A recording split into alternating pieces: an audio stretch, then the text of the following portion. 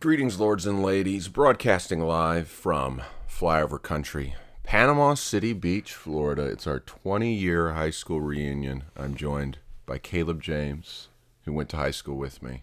We met in probably 95. Does that sound about right? Yeah. Was that our freshman year? Yeah, freshman year. Yeah, for sure.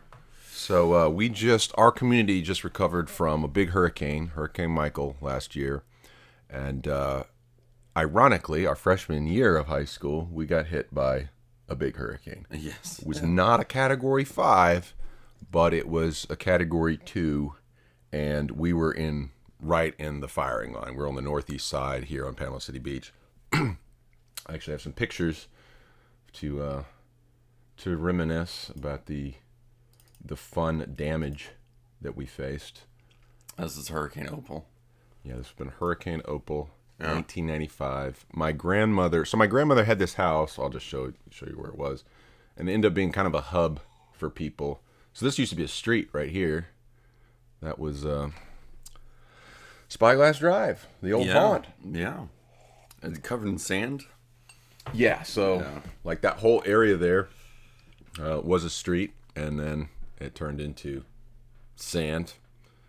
And we got another one here. So I think a lot of times, like once you get away from it, you forget how bad it was. I was kind of surprised going back and look at some of these pictures, but they had a whole seawall there, and we were just talking about surfing around that seawall. Yeah. But this part of the seawall came down, and all the houses that were on it, it's like the sand came up under the seawall, and then the houses just fell in. I mean, the water came up under the seawall, and the houses fell in. There's another shot. That's from our old place on Hispaniola. You see that one house on stilts, and I don't know if they've just rebuilt that one or as is, or if they started from scratch, but that house is still there. And that's when we actually surfed at Spyglass Drive. Hey. So when I met Caleb, he was playing football. Yeah. And I was a poser surfer at the time, and I got made fun of it quite extensively. What class were we in when the whole surfing jokes started? God, man, it feels like geometry, as I want to say, or something like that. Who was the teacher in that class? Was it Oh God, I don't know. I vaguely remember this. It was in the main courtyard, right? Like where the tornado was. Yeah. No, it was on that row of classes right there. So that's why I want to say it's like geometry or something like that. Algebra 2, something. Yeah. I think it was geometry. Yeah. And Sounds so right. because there was a bit about an ironing board, right? That was right. Right. I still remember the ironing board joke. I was a funny dude. So I had these two quirks, these two like semi-autistic quirks. I would sing that Alice in Chains song. Yes. What is it? I Stay Away? It was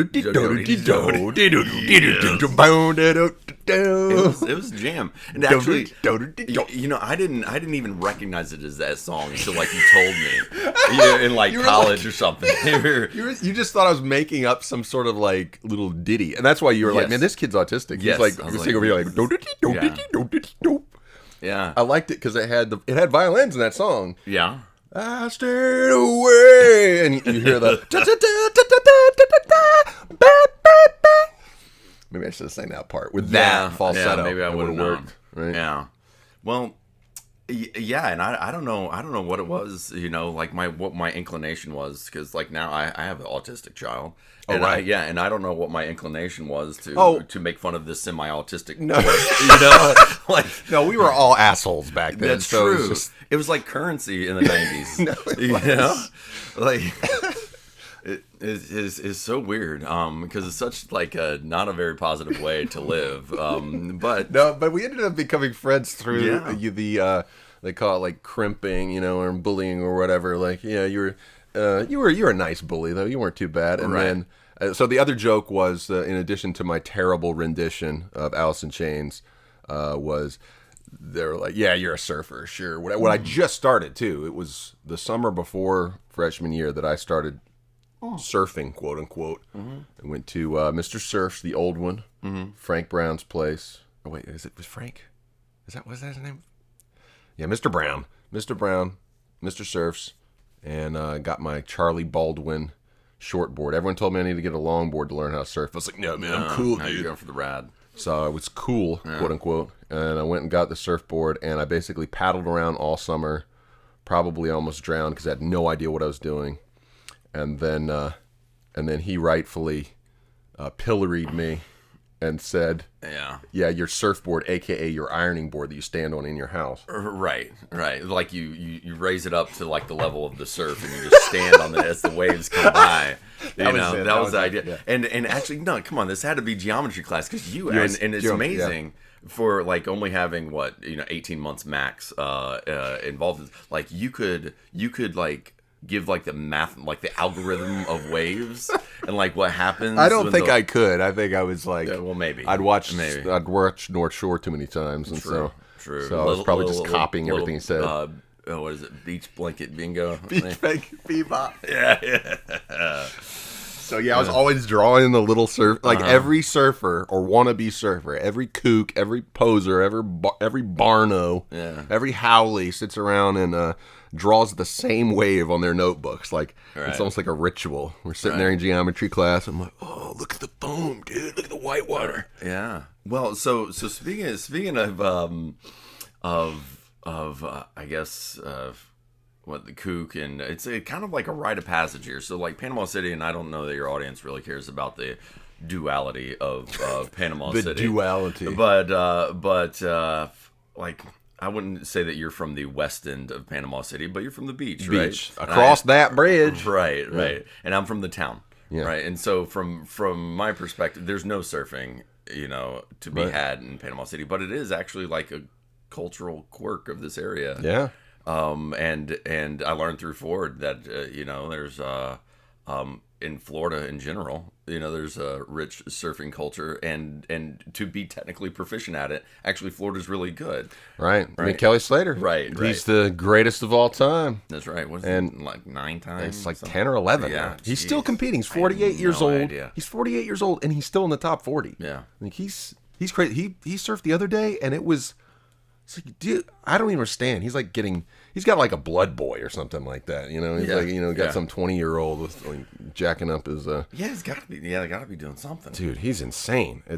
But yeah, he's from the East Coast. Obviously, the East Coast gets better waves than we do here on the Gulf Coast. For those who are not familiar, we're right here on the Gulf Coast, kind of in the crotch end of the peninsula. So we don't really get that much surf, and so there is that prejudice. But we've had people come out of this area like Warren. Warren's good. Yeah. Chris Osborne. Right. We actually lost a dude a few weeks ago. R.I.P. Matt. He was real good. There's a kid Cam Sadowski here is real good. I mean, there's a lot of really good surfers here, and we surf with a lot of them. But after all the you surfed, I fell down a lot. Well, so I finally did get a chance to take Caleb out, and so I got some photos of that little jaunt. I lived right around the corner, so my grandmother had that house on the corner of Spyglass, and then where's this picture? Do. So this is us. This is me, you, and Robbie. Look at Robbie. We're talking about a kid. Look at that! Holy cow! Yeah. So he kept making fun of me, so I was like, all right, fine, I'm gonna take him out. Now this would have been sophomore year, so I could actually stand up at this point. Okay. And we went down to the state park, and the leash came off the board that you were using. I think it was Robbie's board, maybe. Yeah. So Robbie was a little bit more of a soul surfer. So Robbie actually had the longboards. Right. That's right. Yeah. Right. And so I felt comfortable to go out on a longboard. And yes, it was a nightmare. Is this the time we almost died? This is the time that you were stuck underneath the pier, the St. Andrews Pier. You had that wooden pier there, and I had to like grab you. And I gave you a little mini counseling session. It's like, we're just going to let the board go. We let the board go right in the middle. And you got on my board with me. Because you were worried. You were freaked out about the board because you were worried that it was going to hit one of the pilots. Right. So you were caring more about the board at that point than you were your own safety. Right. To your own peril.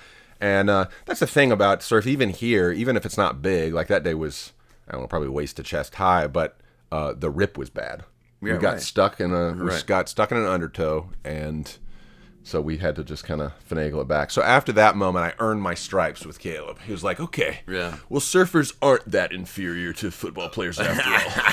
Well, you know what? I mean, I think this is kind of a seminal moment in our lives, right? Like our relationships, like we kind of come from from different perspectives, and we like learn things about each other. And I think to your credit, you're able to learn, stuff about me, and vice versa, And Well, and I think it is, surfing is one of those weird things. People just see the part with the dude on the wave. They don't see the part paddling out, which is the real defining moment of surfing. Yeah. And so you don't realize that is like facing a defensive line right there. It's like, it can be quite frightening. So yeah, when you actually get to feel that for the first time, I'll still remember Tim Hazard. I took him out one time, and I think he was like, I think I got him to go out a few times, but it's daunting, especially your first go. My dad, who is no wuss, he when I first started surfing, there was a tropical storm before our freshman year, so he got on one of those little boogie boards from Walmart. No leash on it. He got out there and he tried to turn around into a wave. And, like a chest tie in first, sandbar wave broke on top of him, shot the board out, and, caught him in the diaphragm. And he's like, man, that scared me to death. Yeah. So that was it for him. So, yeah, and, I tried one time unsuccessfully to take Melissa out to teach her I tried to push her in on a skimboard. Okay. And that ended in one of our top 10 marital fights. She was so mad. She wiped out. She was so mad, dude. Oh, it was a rough one. So I learned that day not to try to force the issue on the surfing. So speaking of skimboard, actually, my only experience, I have some family in Orlando, and we would go to Daytona, and so actually I had experienced skimming from when I was a kid. Okay, right. Now what we used to do, true redneck Riviera style, is just like take some plywood and cut it into a circle. And wow! And then throw it down the beach. Now on the East Coast, long. Yeah, that's true. You got all that flat. Right. Yeah, flat beach, wet sand, and it all just rolls up the beach, and and it was kind of like longboarding, like skating, so like I wasn't doing tricks or anything like that. But here you have like a little bit of a break, and so when I saw you skimming, I thought that was kind of cool, and it was something new that I knew I could never do any of those tricks and stuff. I was kind of bummed that I was never going to just ride for a minute. Right. I look back at skimboarding. I watch guys skimboard today. Now, we got some local kids from here that are insanely good. Yeah. Well, skimming is a good break. So when there isn't great surf, right? Skimming is good. It's about the only thing to do. And it's been a source of being bummed, dude, because you get in the surfing doldrums, especially in an area like Gulf Coast of Florida.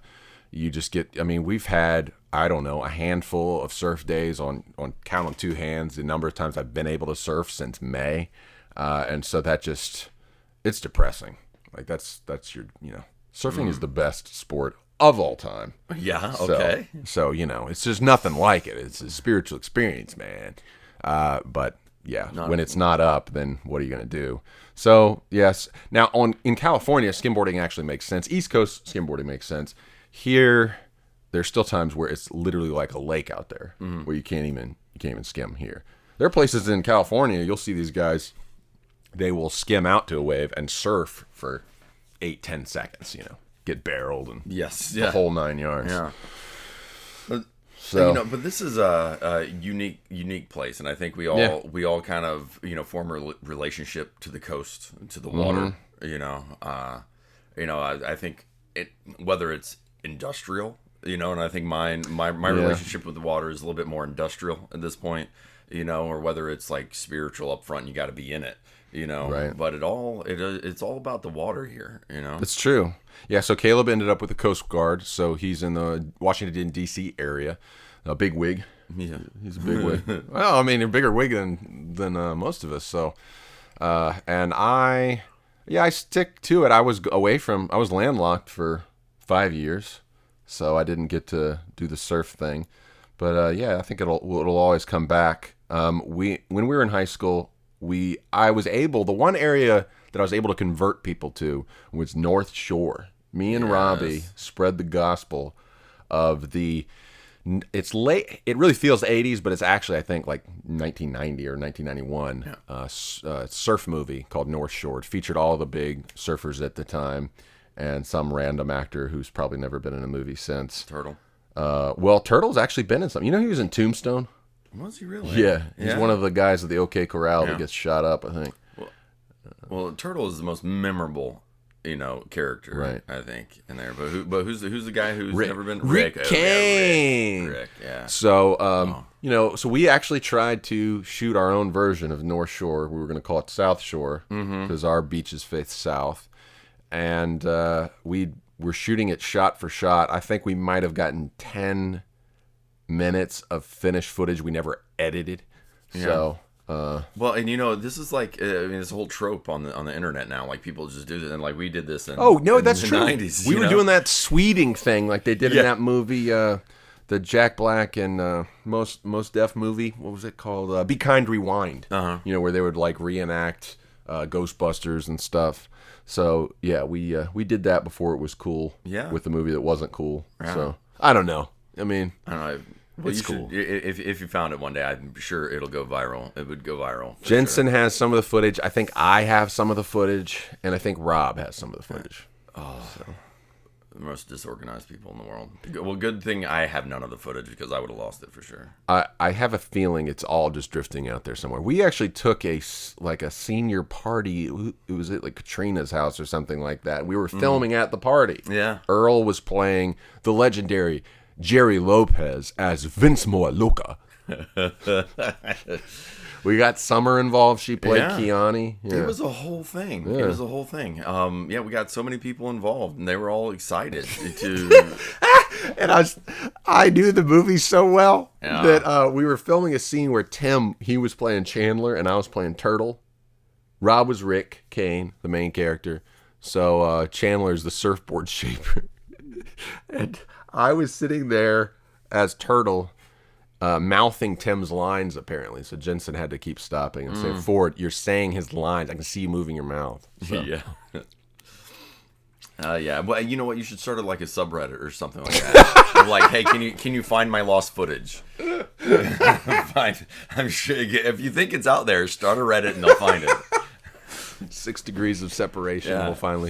We'll finally come to it. So, what other high school memories are there? So football was big. So Caleb was on the football team. What position did you play?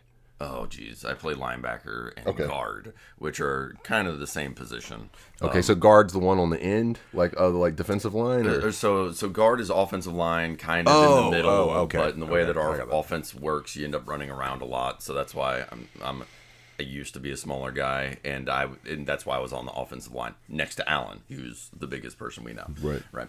And then I played linebacker, which is in the middle of the defense, running around, tackling people as opposed to blocking people. Physically strenuous. Thing. Yeah. So and y'all were good. Like our 3 football teams, I think it was usually down to us and Rutherford, our biggest rival. Yeah. But we were.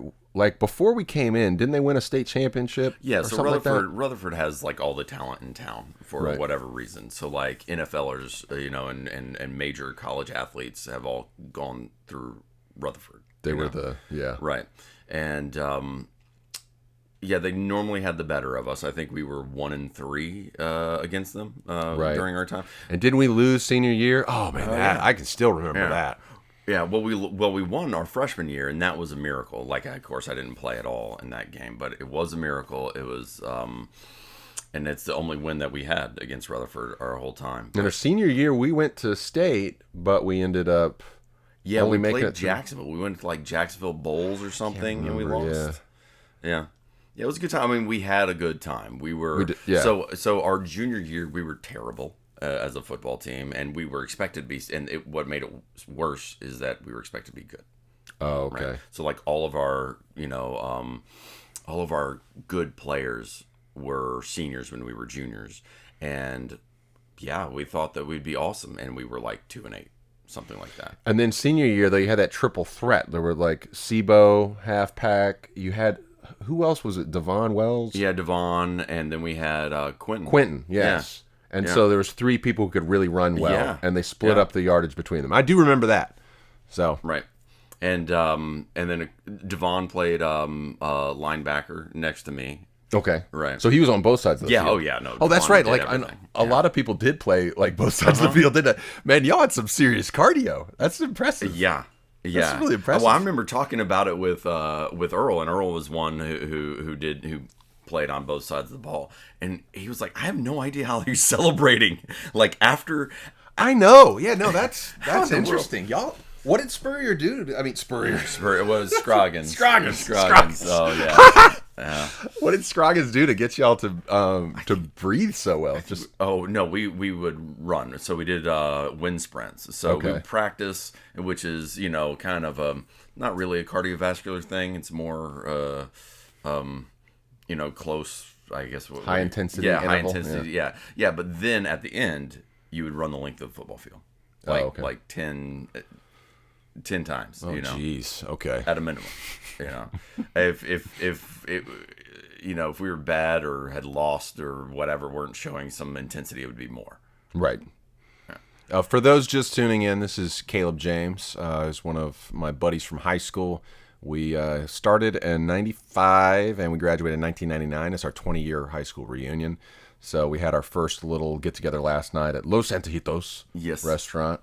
And so we're in recovery, bracing for the evening. Yeah. So, we're just going to have a little chat about the times. So back then, musically, what was going on in our neck of the woods, in our podunk redneck Riviera? What were we all listening to? Oh my goodness, that's such a great question. Rob and I were riding around yesterday listening to Hello Rockview. That's it. Yep. Right. That's it. And so the 90s were saw a third wave ska revival. That's right. Now, we should go ahead and say up front that this was kind of our little group's niche thing. We were trying, in true hipster form, we were trying to find our own thing. You're right. And so Less Than Jake, who's a ska punk, ska punk band from Gainesville originally? Gainesville, yeah. And so they were close enough, just a few hours away, so it felt like our own kind of homegrown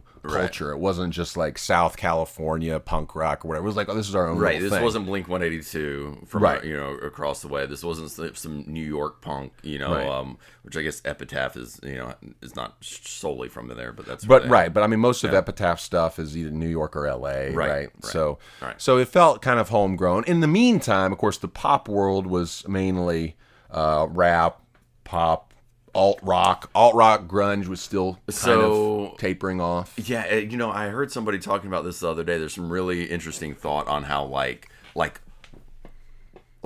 so Kurt Cobain died when we were in middle school. That's right. Yep. So we didn't know each other then, but we all remember when Kurt Cobain died. We were in the shadow of Nirvana, yeah. Right. And I don't know. Well, you have some Kurt Cobain hair in the picture. Oh there. yeah, it's a little bit wet, but. Yeah, it's definitely influenced by that sort of like Western. I'm pretty sure Seattle. Yeah, the shirt you would have been wearing would be plaid. I'm sure. Yeah. So, and my favorite band at the time was Mxpx. Yes, which meant magnified plaid. Magnified plaid. Right. Look, I mean, they were mathematicians too. The X is a variable signifying magnified egg. Right. Yeah, they were teaching us stuff. Yeah. So we had the punk. We had the punk coming out. We had ska, and now we can get into ska. Okay, so the thought being that rap just kind of took off where grunge kind of died out. Right. Where grunge was falling off in the early 90s, rap kind of took off in the mid 90s. And of course, none of that was good enough for us, so we had to bring it to the next level. And reggae was kind of making a thing. So there were these kind of like alt reggae bands, Sublime, people that it was more laid back, wasn't really like punk. But then someone got the bright idea, let's take that reggae, and basically what people did with dubstep was like and make it twice as fast. Yes, right. And right. so it's I think Sublime is probably the best example of cultural appropriation done. I don't know. Well, is not the way to say it. But no, it is good. I feel like Sublime actually holds up. A lot of the ska stuff, I go back and listen to it. I'm like, wow. It's definitely a time capsule. Yeah, I don't know if I'd really listen to it. No doubt, stuff like that. Right, the mainstream stuff, but I guess more of the cheesier versions of ska. You think of like the Christian ska. Ooh, yeah. Go back and listen. You remember the W's? Yes. Yeah, but you still have wasn't like Five Iron Frenzy? Five Iron Frenzy. That was one of these. Pretty good. There were these Christian kind of offbeat. That was such an interesting cultural movement. Yeah, the whole Christian side of the whole thing, or the straight edge side. Yeah, there's so many different. So here, Panama City is we're the southern edge of the Bible Belt, right? If you will. And so I guess for all our differences, we have that in common. That's right? true. The cultural milieu, Supertones came through. They did a concert here. DC Talk did a concert here. That's right. Yeah. That's right. And so like our parents are trying to find us, to engage us culturally, but in a way that's like safe for right. For their world vision. The typical boomer move. Right. Yeah, right. keep it kind of like that. Yeah, and so again, for all our differences, like we kind of frequented these Christian bands, right? And actually out here on the beach there was this one really hot spot, dude. Yes. Well, it was what became Eastgate, the church that I went, been going to for years. Yeah.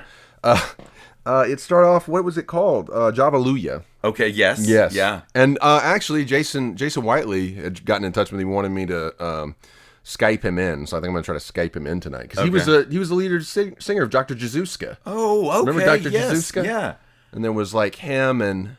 Man, they had the whole thing. They had the trumpet, trombones, and I remember seeing like a show. I mean, and this is just drums and guitars on floor level. It's like not even a stage, right? But I remember going there and just being hooked on live music. Like I don't even care what it is anymore. And there, because the sheds on the other side of the coin, you had the sheds. So dudes would go over there and play. There was Stuart Finsom had a band, right? What was it called?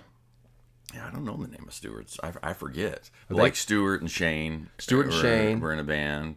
And Warren had a band. And Warren was interesting because he like drummed funny. He was like left-handed, but like drummed right-handed. What was their name? I can still remember their little. They actually had an icon too, a logo. Him and Will Terrian. Oh yeah, Will. Yeah. Will was there last night. Will was there. Yeah, I should ask him. Sure, it had something to do with. It's not no matter what. It's like.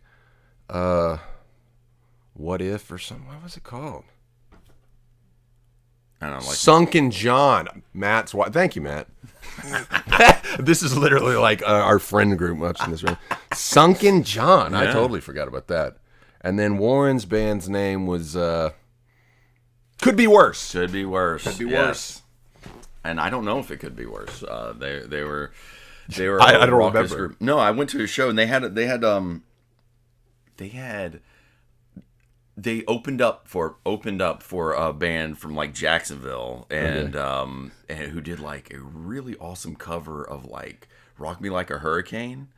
It was like this metal, and so this was kind of the deal on like the punk scene. So if your originals weren't super awesome, right? You would, and Les and Jake did this too. Oh yeah, like they you'd play some pop song, but like in your own style. Yeah.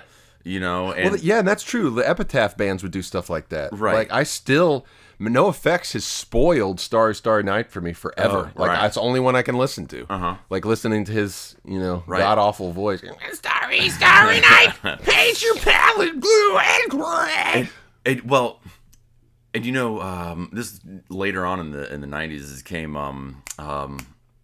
Me First and Gimme Gimmes. Oh, I totally forgotten about them. And Me First has some of my my favorite versions of some of the most popular songs, Oh, yeah. I totally forgotten about it. And Millencolin, that's the other one I'd forgotten about. It's good. I mean, they're popular worldwide for skating. I'd forgotten about those two bands. They were probably on like so basically our whole lives have been musically have been boiled down to this meme about Tony Hawk Pro Skater soundtrack. Yes, that's right. Yeah, that's it. That's what's that? Yeah, that one song. oh man, I can't remember the main one. You start on my favorite level, the one where you could do the like a Benihana over the ramp and you break the glass. Remember? Yeah. You know, get a little. No, Oh, man, I forget. Well, so yeah, that's another thing too. Is well, besides the Tony Hawk, but Tony Hawk soundtrack kind of comes from these surf videos, Right. Which is kind of how Sublime made their name. Yeah, and right. so if you were an up and coming band and you had some sort of contractual agreement, and you could make money off of being in a video. Right. Yeah. That was your first step of being a successful band. Besides playing out, playing a show. Right. Well, Taylor's in the chat. I'm sorry we missed you, Wes. We were like in the middle of memory lane there.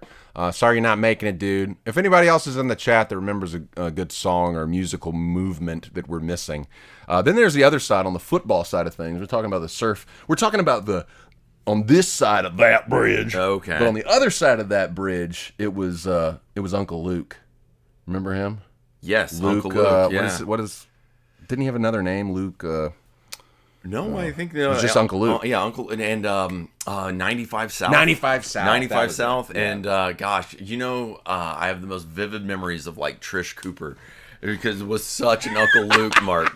It is so hilarious. And why wasn't Uncle Luke on the playlist last night? Yeah, that's what should come back. Yes, it's true. We got. I remember Russ. I saw Russell Millette a while back. Did he really? Yeah, he looks good, man. Yeah. He's looking dapper.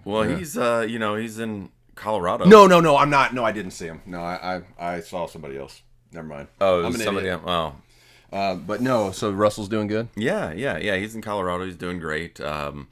And he actually skis a lot. So another board enthusiast. Yeah. Yeah, he's skiing a lot now. And now Russell is also from, he's St. Andrews, so he would not really surf. But yeah, now he's a boarder, dude. Yeah. Yeah. But I remember him doing to that one song where it's like, something coming. He could hit Bankhead Bounce. Yes. Bankhead Bounce. Okay, so like I would say this. I have never been able to dance Right. when it started happening last night. I'm like, no. So I reverted to middle school. So Bankhead is a particular region of like Georgia, right outside of Atlanta. It's a neighborhood in Atlanta, and so a lot of our music comes from there. I don't know that Uncle Luke is from there. He's from like Jacksonville or Miami. I think he's from Miami. But they're very similar, right? And so also well, this probably sounds bad. They're all similar. They're different, but they're kind of we all influence each other. Well, and yeah, I mean that whole I don't know. It's the Dirty South movement. Yes, Is that like post that or so like no. It's all right in with Outkast, right? Because I went down. I never really got into rap. The only thing was maybe DMX was the only thing that really called my name because of his voice. Just that called my name. And then the old school Beastie Boys, I did like that. But then we got down to I was in Miami in 99 and 2003, and that's about when Nelly came on the scene. Mm-hmm. So they loved that going down, down, baby, yo. That's right. And when I hear that snaps me back. That's really Nelly has some bops, man. Yeah. Nelly has some. That's jams. a fun song. Yeah. Those were the times. Yeah. So we had we're Les and Jake. So we actually went to go see Les and Jake in Gainesville. So I don't know if I was there for that one. Okay, so I can't remember. So there is a bar in Gainesville called the Hardback, right? And this is actually called out on Sublime's record at the end of Sublime's third record, Sublime. And they're talking about 29 Palms, these places that they've been. Shout out to the Hardback in Gainesville, Florida. So Les and Jake shut that place down. It was, they were tearing it down or closing it or whatever. And so we went there, and my sister was going to school there at that time. And so I went there to see them. And then, of course, Fan for Life, best show, one of the best shows I've ever been to, because the Hardback has this it's like this pit built in, to the pit. So like the stage, when you're in the pit, the stage is like 20 feet up. Okay. And then there's all these other little parapets around, where you can also get wild. But anyhow, okay. So we end up having Les and Jake came out with the album, I think, our senior year. That was the Hello Rock View. Right, and one of the songs from there is Story of a Boring Town, which is our class song. Right, which we rigged the election. Yeah, We- come we clean were- years later. It was not only the Al Gore versus George Bush debacle. There was the Less Than Jake versus probably I Will Remember You. Yeah. It was like Sarah McLachlan or something like that. Yes. Which, no, you're probably right. Yeah, it's probably we that, were or- stealing elections. Before I it was voted cool. for Metallica's One. That's how much of an idiot I was. Like, I'm just gonna pick a random Metallica song. Yeah, I don't think I Was got it any other write-in? votes. Was it write-in votes? I wrote in about that's Okay. right. But I do remember Matt was guilty sitting there, Christmas tree ballots. Oh, really? Yeah. Well, so all right. Now this. So yes, we stole the vote. Okay. We did. But this There's is no where- way that like ska or punk would win as a class song in any universe. Well, so but then there becomes a monetary thing here, right? And I think actually Less Than Jake probably owes us a thank you letter because we ended up hiring them. Yep, they came and played our what was the name? It's not grad night. It was like don't get drunk. And senior. drive. Yeah. It was like senior appreciation. What they had a name for that thing. Yeah. Anyways, Wasn't yeah, grad- you're supposed to stay up all night. I won a microwave. They gave away all these prizes. There were all these raffles, Right. Big ones as you went along. They're basically giving kids something to do besides So like, you don't drunk and get- drive. yeah. Right. Wasted. So a healthy place to be. Right. Right. And for that event, we hired Less Than Jake, and they came out and play probably a show to the smallest audience. Well, no, but they play in some dive bars, so Yeah. I'm sure they've had some pretty small Yeah. audiences. And they would do. I'd hear for a while there they would perform under a pseudonym, The Shit, Okay. and they would just show up at a random bar and then just play for whoever's there.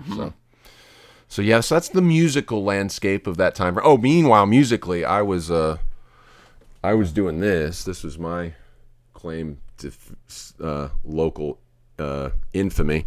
I was was it in first chair? so there was one. I think there was one season that I was the concert master. Not much competition. Not many people playing violin in Bay County, Florida, especially at that time. But they did this mentoring orchestra. It was really cool because basically they had there's an adult behind me there who's better than me. But it was just trying to get local kids to learn. It's such a weird time transitionally in terms of music culture because the violin is such a hard instrument, and so many of these instruments are hard. And with the explosion of electronic means of producing music, Right. It's just hard to keep people's attention on. Are you into two-set? Like two-set violin? Do you watch that? Oh yeah. Those guys are they're Yeah. great. They're probably the best violin related content on the web. Yeah. I can't remember if it was. I think you may have shared one of their videos with me and one of my other violin buddies, Nick. But yeah, we actually. I mean, it's kind of a rare thing that we actually had something to perform that. So I did that. That was my other thing, in addition to surfing. Right. So it was surfing and playing violin. So we had a little bit of music culture, Right. in Bay County. It was years later that someone told me that our string section was always terrible, and so that made me feel good. It was like I was leading the group, or maybe I guess I wasn't leading. I was like, "Go." I was the figurehead, the guy with the flag or the You're the face of the terribleness, right? Yeah. you're- marching into battle and. This is why the adult wanted to sit behind you. Yeah. They're like, you're our leader. Thank The you. human shield. Yeah, that's right. It was good though, man. Did you? Yeah, I think a lot of people did come to one of our shows. I was maybe like in the Martin Luther. It was in the what's the name of the Martin Theater? Yeah, Martin Theater. Yeah, because yes, and this is our downtown area, and Right. so there's only so many venues that would host Right. such a thing. So back then, I mean, we did have the Marina Civic Center, which I guess is being retired, and the Martin Theater though they're gonna refurb it. Okay. So that's gonna be nice. Yeah, the hurricane really affected our downtown area, so it's gonna be a long. And it was Slow claw. It was in decline for probably 50 to 70 years And before they've that. refurbed it a few times, and it's been kind of nice. Like they've had some good shows there in the last few years. Oh, you mean Martin Theater? Martin Theater. Yeah. Yes. Oh no, but yeah, you're right. Yeah. Marina Civic Center is it's seen better days. Yeah. Well, I think they did a refurb of downtown when we were in high school, because I remember there's some people played some shows. That's right. Remember that one band? The guy they had a stand up right. Yeah, dude, like bass player. swing swing music. The was swing a thing. music Yeah. became back, and people were going over that Chubbies. Yeah. Yes. Yeah. Yeah. Yeah. Drop a like if you know how to swing dance, because that was man. That was. Did you get into that? I mean, like Jump, Jive, and Wail, Big Cherry Poppin' Daddies, like the music, That's the right. music That side. whole Yeah, thing. I can nerd out about anything for it. So, yeah, I was into all the about music that. and Brian Seltzer. Yes. Yeah. Man, that whole thing, there were so many little, I forgot. I kind of think of the 90s as a wasteland. Yeah. In terms of it's just basically grunge, pop, rap. But, I mean, there's all kinds of stuff that was going on. I Right. forgot about that. Some of them not as effective as others. Like, the W's, I would not necessarily say we need to preserve for future generations. No, but they did have a North Shore song. Oh, did You they remember really? that? No. Oh, gosh, I can't remember the tune. well, I might but- have to- Okay, might have we'll to have to share pull it. that out. We'll play it in the outro. Play it in the outro. No, I'm not gonna do it. So yeah, they did a thing downtown, and I think they didn't install bricks. They did this like effect where it made it look like it was brick sidewalks or something like that. Okay. And I remember going there for like coffee. Yeah, you're right. The stand up band. And, Yeah. And I'm like a little bit embarrassed like that I would drive to those things, because I totally could have walked from my house. We drove, we were always looking for excuses to drive because it was cool, We wanted to drive. I mean, we were young. And that brings up the other part of Panama City culture, which was the strip. Yes. Yeah. Talk about appropriation from... I went back and watched American Graffiti. It was George Lucas's first major mainstream movie, and it was all about rites of passage as a senior, cruising the strip. And, of course, they were cruising the strip in Southern California for the purpose of drag racing. Okay. They were always looking for drag racing. But it's like Richard Dreyfuss is trying to find... I think it's played by Sybil Shepherd. He sees this hot chick, blonde, in a white car. And, the cars were so, sultry. The lines on those cars were something. So he's enamored with her. So the whole movie is Richard Dreyfuss trying to... Cars standing in for her body, Right. Well, both. Because you actually never really see her. You just see that yeah. blonde hair. Right. And so the whole time he's trying to see her. And it turns out she's like a call girl or, like prostitute. And he just doesn't care. Like, he's not trying to hook up with her. He's like, this is the most beautiful woman in my life. he's so enamored at this point. Right. It's He's just like, he's got to see it. So he finally taught, anyways, I don't want to ruin it. But I'm serious, that movie's good, dude. Yeah. And it was a giant blockbuster. It made Lucas his fortune, and he spent all of it on making Star Wars. Oh, really? Yeah. Yeah. And, he self-funded a lot of Star Wars, and that's why he became a billionaire. And it all started with that. But that whole culture, when you go back and watch American Graffiti, you're like, that was literally what we were doing in high school. Yes. We were just cruising down the strip, and we were just taking this 1950s aesthetic, basically. Right. But not knowing what to do with it. Right. Hey, baby! Hey. Hey, ooh, What is it? Spring Break 98? Spring Break... Taylor. Spring Break 98. And yeah, man. And it still happens, man. I was behind Schooners yesterday. Mm-hmm. It's still kind of the same deal. The vibe is the same, man. Oh, man. And we had we had Spring Break in the 90s from MTV. Oh, speaking of which, I got a picture of that. Yeah. Yeah. So this was MTV.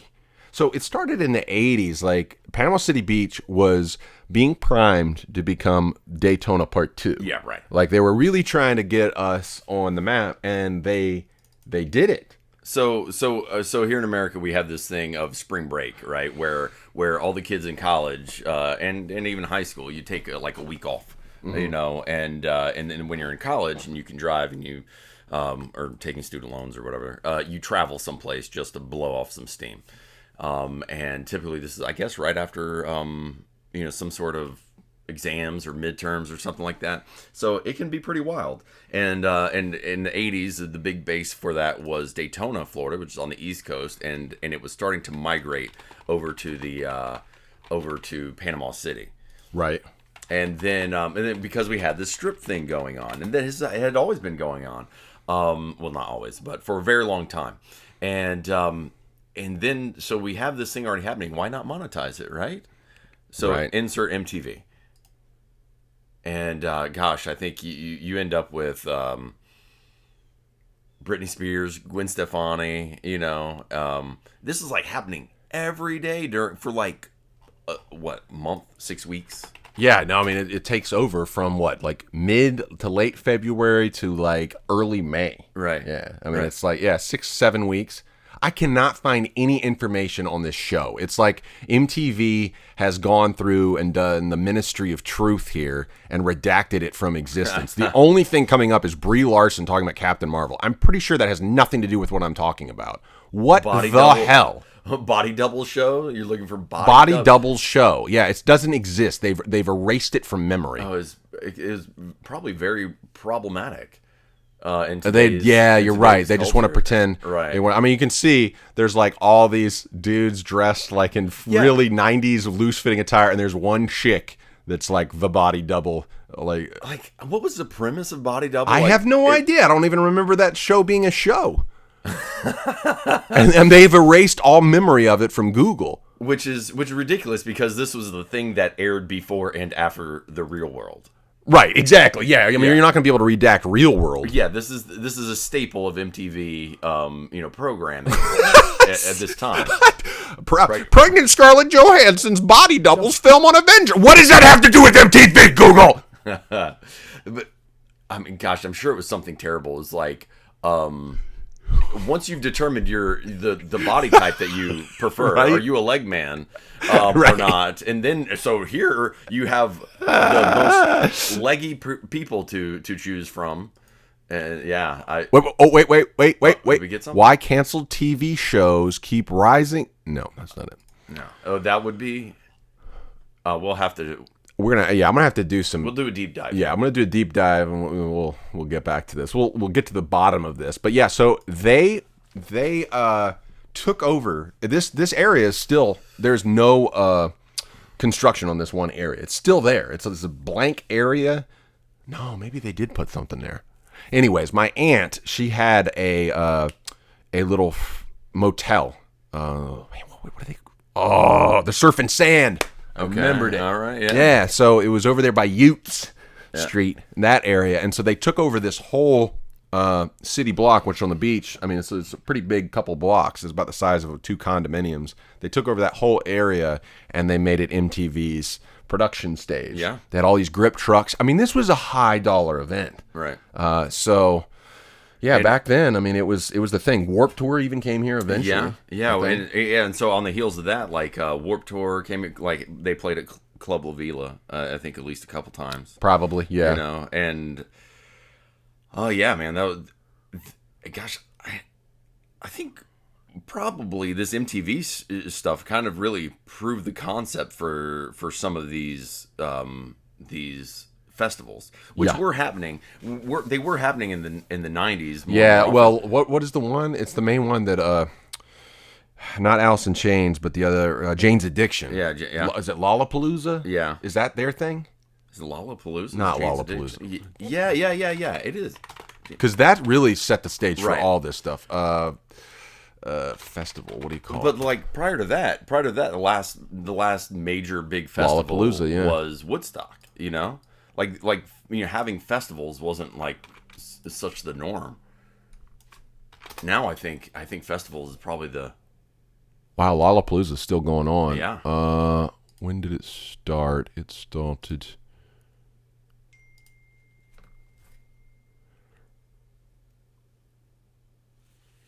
'91. So this would have really set the stage for Warped Tour, probably. Yeah. Because that picture I took that showed you of MTV's body double, henceforth canceled, redacted, never happened. We were there. Okay, I had the photo. Do you think this is a collective hallucination? Right. No, I've got the photographic proof. Because you can't fake those at all. Let's see. Warped Tour. Let's see what year Warped Tour started. 95, 96. Yeah. 95. Yeah, so Lollapalooza, as is typical, what happens in Southern California does not stay in Southern California. It grows legs. It comes across it goes west and it comes back east. So, yeah, MTV was in the reality show heyday at that point, so they were just churning these things out like fertilizer. Right. I mean, and trying to find something with Panama City as the backdrop. Yeah, and I think we could go in and we could stand in the audience like every day after school if we really wanted to. Yeah, and then and of course La Villa. La Villa was always a staple of this the tourist life and the attraction. Right. You know, the two super clubs, La Villa and Spinnaker. They went head to head for a while, and then Spinnaker finally just went more like boomer, Jimmy Buffett style. But right. And then La Villa, I think, kind of won the battle of the wet T-shirt contest. Yeah. That was another problematic redacted part of Panama City Beach's history. The wet T-shirt contest. Wet T-shirt contests on the Strip, right? Yep. So, like, what could go wrong? But you know, some of us are here because of it, so it's fine. It's true. Where would we be? Yeah, man. But Club La Villa is probably the first. It was a big attraction for tourists, but also for kids. It's probably the first club we snuck into. I never went. Never. You know, I was the goody of the group. Yeah. So, I was always too scared. I went way after college. We tried to film a documentary about spring break. Me and some younger dudes, and because one of the guys got, I wish I could find this footage. He got into a verbal altercation with this guy, and it was just Alabama boy who was super drunk. And took him out with one punch, and they got the whole thing on video. And so that was like inspired him to be like, wow, there's a lot more complexity to spring break than I realized. So once he got his like face rearranged, he was like, let's shoot a documentary. So we started shooting the documentary, and I'm trying to remember who it was. It was one of these. It wasn't like Marshmello. It was like somebody else like that. He had a name like Marshmello, some DJ. And so he was at La Villa, and we got to walk in and shoot the whole show. Yeah. So that's the only time I've been in La Villa. Oh, wow. Yeah. Well, I know when we were in high school, like Green Day came to town. Well, Played an Matt awesome just show. actually texted. He said, remember Green Day didn't show up at Warped Tour. Everyone booed them. That was when they had officially sold out. Okay. Oh, they didn't show up. At Warped Tour. Yeah, they were supposed to, but didn't. Right. But so they did another show? No, well, they did a standalone show. They came in tour, on their own tour. And came in. And it was a really great show. I mean, Billy Joe is a really good artist, you know. Showman, too. Yeah. And I thought Matt went to that, but I don't remember them getting booed at... I never made it to Warped Tour. So you've never been to Club La Villa? So I have a funny story. Speaking of 90s music, I was forced to answer a question the other day for like an icebreaker, right? Which is here in the West how we kind of... get the conversation going. Yeah, between people who don't know each other. Right. And so the question was, first, favorite, or last concert? So I'm not telling anybody my favorite concert because that just reveals too much about myself. He's not favorite concert doxing. But my last and first, those are just factual, okay? So but my first, I have to admit, was Creed. Oh man, we're forgetting a whole part of 90s music culture. And Scott Stapp, ladies and gentlemen. Which, oddly enough, vaguely Christian. Yep. Right? Vaguely rock and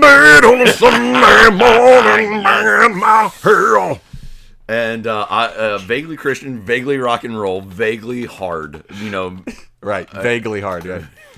I mean, this is the predecessor to Nickelback.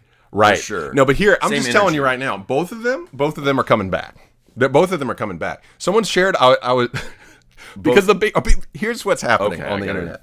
So, on the internet, everything, Lil B, back in like 2010, said something about being based. And, like people would call him based because they assumed that he was freebasing. And so it was like, and he just owned it. He just took the term. It's like, yeah, that's right, man, I'm based. And so that created this whole thing. Okay. What's basically based is just like, we just reinventing the term cool, as far as I can tell. But Jerry, arms wide open. So, I've been educated by the youth of today. Kids half my age who are smarter than me. Like they've read I'm like, wait, what is your reading oeuvre? And they've read like 100 bajillion. I'm like, where do you have time? Y'all are always on Snapchat. Yeah, This makes me angry. So maybe they can read. They listen to books on audio. that's what it is. They got in one ear. It's literally like that Watchmen scene where he's watching 20 screens at once. If you watch, like, check out the latest memes today. Just any meme compilation coming through on Facebook. It is music that they're mouthing to with words over it. Right? These are three thoughts are being transmitted at the same time. Well, and the whole meme thing, some of them are just visual that don't even there's so many layers of complexity. I mean, it really is truly the cultural art form. Right. All right, so So what I've realized, so I made this tweet as a joke. It was a joke. I was like, flips through possible things that used to be indefensible in terms of coolness, but could be reverse redacted, reappropriated to be based now. Okay. And so it was like, chia pets are cool. And then one of them was, nope, use that one. So I just went through and then I was like, here it is. Here's the best one. And it was, these are the best bands of all time, Nickelback, Creed. I got unironic people saying, I like Nickelback. I was like, okay. Right, and so they shared, and one of my online podcasting buddies, she shared this Nickelback song they did in homage to the guitarist from, is it Pantera? He got shot on stage. He got killed on stage. So they did a song for him, something Bullet, and it's actually good. Really, really good. Yeah, it's actually good. But it's like what ends up happening is someone becomes the scapegoat for the cultural sins of a culture, right? And then nobody can talk about him. Everyone's like, I kind of like him, but I can't talk about him.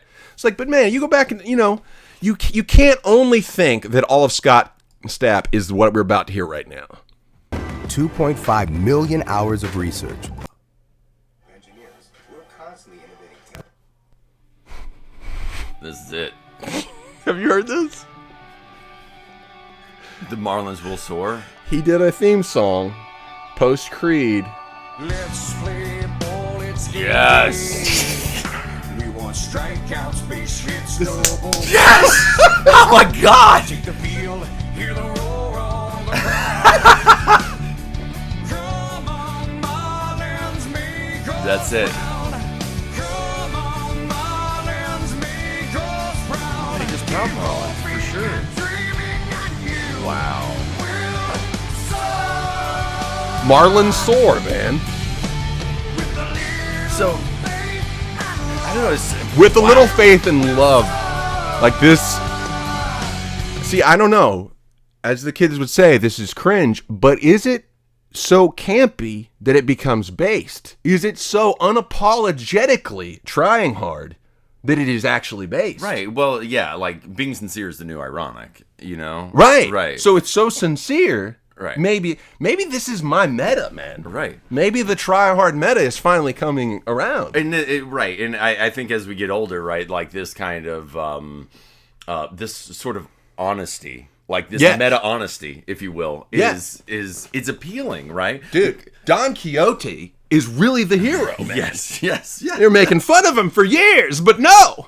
He's back, baby. Yeah. He's based. Try hard, do better. Marlins will soar, okay? One strike, two strikes, swing. Oh, A jeez. diving catch, stolen base. A perfect game, a triple play. Perfect game. You rhyme perfect game with triple play. Yes. Oh, man. So the next video. Sonia Aguilar, thank you for the subscription as we're, traveling back through time here. Yeah. Really, calling attention to the real arts. Yeah, throw them back to the 90s. Actually, the kids are into the 90s these days. Yeah, it's coming back. Whenever my daughter was at high school, my daughter's at high school. Okay. Yeah. Is she a freshman now? Rip me. No, she's a sophomore. Oh, wow. But she was a freshman at Arnold last year. Uh-huh. And they would have Spirit Week or whatever, and so they do different themes for every day. And so one of them was bands, like old bands. I mean, there were so many grunge, so much Nirvana, so much Plaid on display. I was really surprised. It's like they persist. Right. I didn't see any Creed, but it's what they choose to bring back, though. And I bring that up with my kids. I have high schoolers too. I'm a senior and a freshman, and so like I insist. And so when they bring up like Nirvana and like but Creed, You know, like you have to understand the whole, the the whole. You can't just cherry pick parts of my culture, to bring back. Like if you're gonna bring back, you can throw back the cultural appropriation thing in their face. Like, Yes, oh yeah, exactly. Are we going to talk about cultural appropriation? Right. Are you doing this with honor? Right. With respect? Exactly. I mean, well, if they want to go down that road, we can go down that road. Let's do it. Yeah. Right. Well, and Creed actually is a Florida band. They were from, was it Jacksonville or Tallahassee? Somewhere Maybe over there. I don't know know. Limp Bizkit is from Jacksonville. Are you serious? Yeah. Did you hear about Limp Bizkit's new movie that Fred Durst did? No. It's got what's his name? Oh man, it's all the rage online right now. It's like the new The Room.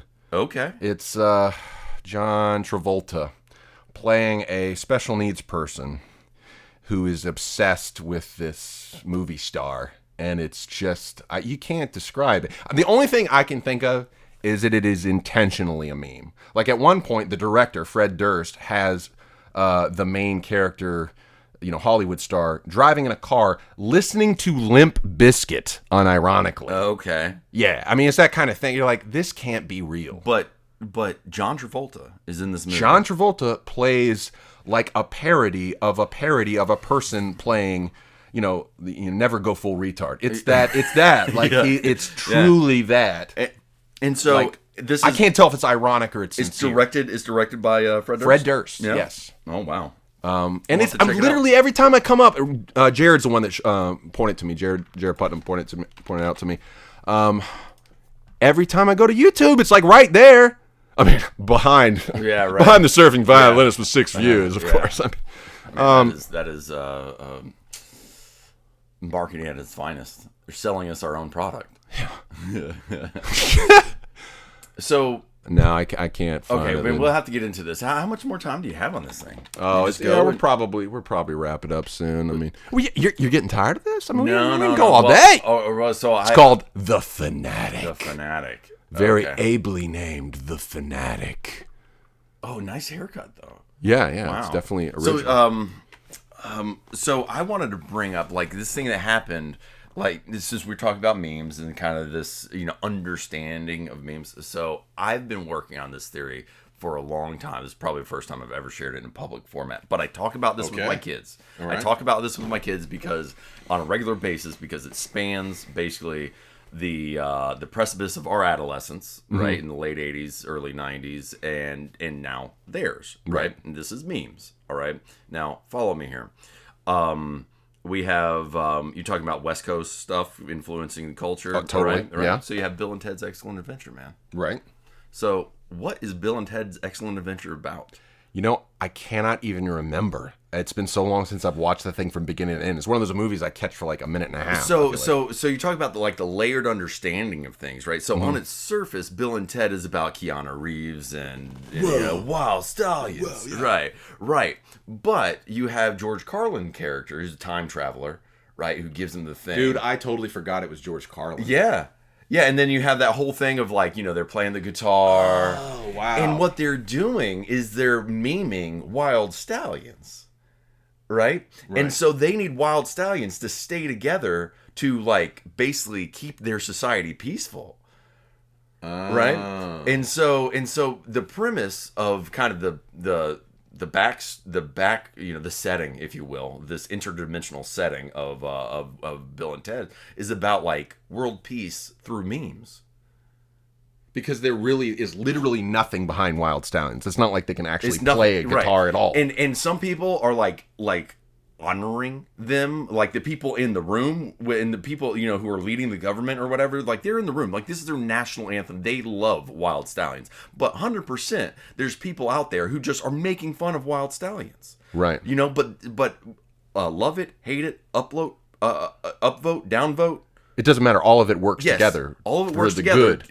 Yes, to keep the society running and peaceful. It's like the anti-idiocracy.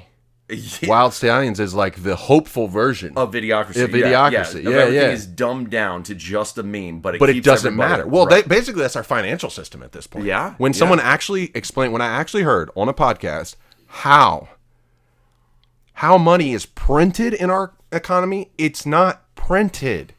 We're not a cash-backed society. We're not a gold-backed society. We are numbers on a screen. We are playing a Right. video game. Right. When the Treasury is I can't remember if it's the Federal Reserve or the Treasury instructs the Federal Reserve. One of them instructs the other one. I don't remember the exact mechanics. But it's like, hey, Lehman Brothers, we owe them $500 million. So it's not like someone goes and gets an armored truck and gets $500 million out of the Federal Reserve, or they don't just start printing money. Hey, print out $500 million extra dollars. They literally change the number on the screen. Like we are, so our entire... It is Bill and Ted. We live in a Bill and Ted. We're flying on fumes here. Right, so it's just pure faith, baby. Yeah. Well, but memes. But if it keeps it, if it keeps it together, if it keeps it together, it works. Well, it's kind of like, it's not like China wants to call in the debts right now. I mean, they're in the room. Somebody's always holding the debt, right? Somebody's always holding the debt, and I'm almost positive at this point, certainly since 2008 and all this stuff. Like it doesn't. The people holding the debt have nothing to do with nationality. Oh no! And that's that's what we go back to. And that one movie Network, when he finally, Mr. Bill, you violated the sacred forces of the universe. Right. It's not about countries. It's about yen. It's about dollars. It's about pounds. It's about francs. Oh yes. I mean, yeah. It is. But it's about memes, baby. But that shifts. Shifts, man. That could be China today. It's gonna. I guarantee it's gonna be somebody in Europe 10 years from now. It'll be us again in 30 years.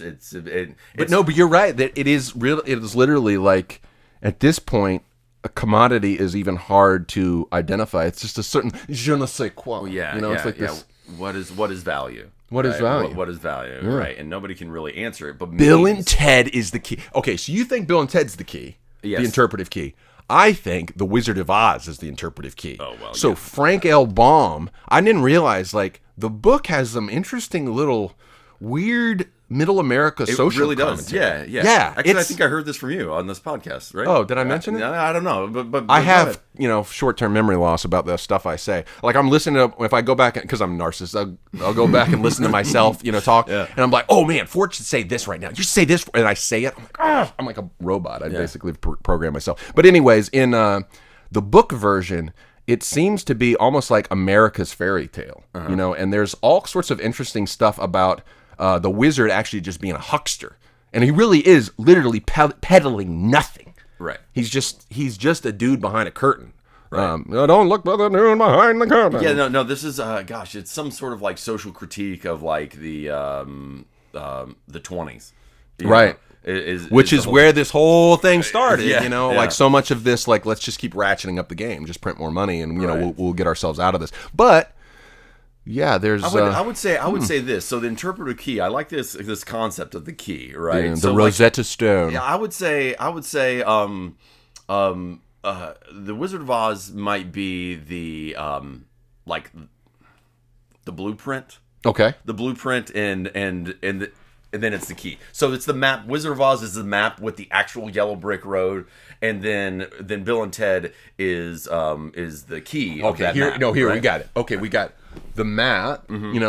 Is Wizard of Oz, and then you've got Bill and Ted and Idiocracy. Yeah. They're like, this is too flat, this is too sharp. Right. And you're like, ooh, but you're in this kind of weird trans-dimensional rift in which flat and sharp change depending on how far you're up. Yes. So you have to kind of keep like recalibrating. It's like, A has shifted from 440 hertz to 415. The A used to be like a totally different pitch. We used to tune to a different A. Oh, really? Like in Baroque times. So if you hear people play Baroque music, they'll actually tune to a different A. I think it's 415 or something like that.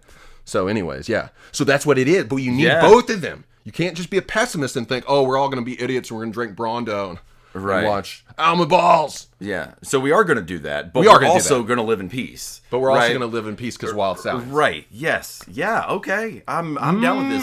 Write it down. Mark it, internet. Okay. We've solved, and then, See, but it needs to be multidimensional. So maybe that's on the top layer, but then there's a bottom layer where you can actually have like Nietzsche and Jung and fill in the third one. Like, okay. So it's like a multi-tier. Like you could go by boop, boop, boop, boop. It's like it's like in Legend of Zelda, Link's Awakening, when you can go to not Link's Awakening, the other one, Link to the Past, where it goes to the dark world and the light world. Like you have to have both Right. in conjunction. Oh, okay. So, and this is actually really good in the Museum of Native American Museum in Washington D.C. They have this thing. It's called I think it's called the wampum belt. Anyhow, it's completely probably mythologized and applied too generally in this setting. But it is this idea that you have like these two paths, and so like the initial kind of context for white man and Indians in this country was like almost like an early separate but equal, but it meant something different in that context, of like we're on the same kind of tapestry, but we're on two different trajectories that aren't meant to cross. And see, the hard thing, and this is where the indigenous American argument comes in, is the hard thing is one ends up just, even if it says it's going to stay on its path, it ends up colonizing the other one, no matter what. And so, like, I've dealt with this a lot, because, we went over to India initially with a more of a Christian missionary mindset. We had much of more of like, we are Western Christians, like, and this is the way we see the world. But then when you get there, like, the more you see like that lived out there, the more you're like, it's cringe. You're like, it's not based. Like, it doesn't feel right. Like, something just, like, seeing certain dudes wear suits, it doesn't fit them. It's not bespoke. They didn't come up with the suit themselves. Right. You know what I mean? Like, there's just something like, like, it just, like, if they genuinely want it from their heart of hearts, that's one thing, but it doesn't seem like they do. It's like, it just doesn't feel like it fits. Like a religious example would be David and Goliath. Like, they put on him this, the Jewish story. Like, they put on him all this armor and stuff like that. Like, go out to fight Goliath. He's like, dude, I cannot do this. I'm a little spry dude who protects lambs. Like, I've got to be agile. Okay, so he goes and he gets himself his slingshot and doesn't wear anything except his regular shepherd's clothes. Like, so I think too often we try to force people, it almost just colonizes itself. Yeah. Civilization, Western culture, Christianity, whatever you want to say, monotheism, factory production models, like whatever they are, they just have a tendency like, we'll stay in our lane, we won't touch you, promise. But like without even thinking, it's just like, it's almost like it's autonomous. Like it chooses itself. It's like, damn, I must have everything. And so it feels like this Leviathan Cthulhu. Like, even honestly, there are times where it is not like some single white man making the decision. Like, we're gonna, they always put it that way, like in the It's a Wonderful Life sort of movie. It's this greedy banker. It's like, I'm gonna take all the money. It's like, no, it's like this unseeable entity that just wants to persist. So the difficulty is preserving the other side of the wampum belt. You know, the difficulty is to get that other layer to continue. So, but this is also like, all right. So, back to memes, right? So, I think this is a way to like mix those things without getting so like worked up about it. It's like we have like, all right, we talk about the duality of Panama City, duality of men, but we and that's kind of what we're hitting on here, is like we have this drive. It's like humanity has this drive to do this to itself, right? Is to appropriate, colonize, to rule, right? But then at the same time, we also have this distinct need to just be, right? To just be and be, accepted for ourselves. And so, but that is memes, right? So that's based, right? And so it's like on one hand we're doing this to ourselves, and on the other hand we desperately want it. We desperately want peace. Right. It is such a difficulty to balance the two things. To preserve authenticity, but to continue to progress. Yeah, that's the thing. And technology does really make things complicated, and why there's always this push to be a Luddite. Let's just break the machines. Let's just go back to nature. But you're like, there would always be one place where you're not willing to give it up. Like, you think, like, I'm ready just to go back to nature. But there's always that one thing. It's like, yeah, but I'm going to bring my plow. Yeah, but it's going to be like an arbitrary thing you're going to pick. So, but I think, but if you start going back, you start taking away some of the things. Like, let's just say, take the internet away. Right. And then, like, who are we? Who are we in Panama City, right? Like, we never meet anybody who doesn't look like us. Right. Except for people who come down here on spring break and possibly, and then we make fun of them for not So like it's not a positive thing to get rid of this. It's done too great. late. It's done great things for our lives, and hell, probably like we're probably more ostracized, like less involved in society, if not for our engagement in technology. Right. And it is a Pandora's box, but it's like a Pandora's box that has a positive side and a good side. Yeah. I mean, a positive side and a good side. A positive side and a very dangerous side. It can be very addictive. It can like put you down into some, in the irony of connecting with more people, you don't go deep with as many, because you're spreading yourself too thin. I'm guilty of that so much. Like, I mean, I got in a lot of contacts this last week, and I just have not been able to keep up. It's just like, so we have this God power, but we're still not gods. Right. We can't. We can only do one thing at once. I mean, the kids. They can do like 8 things at once. Yeah, they're getting there. They're really normalizing the space. They are. They are like, this is pod racing. Competing with 8 armed people. So, oh man, I went by the movie theater where we watched that movie in '99.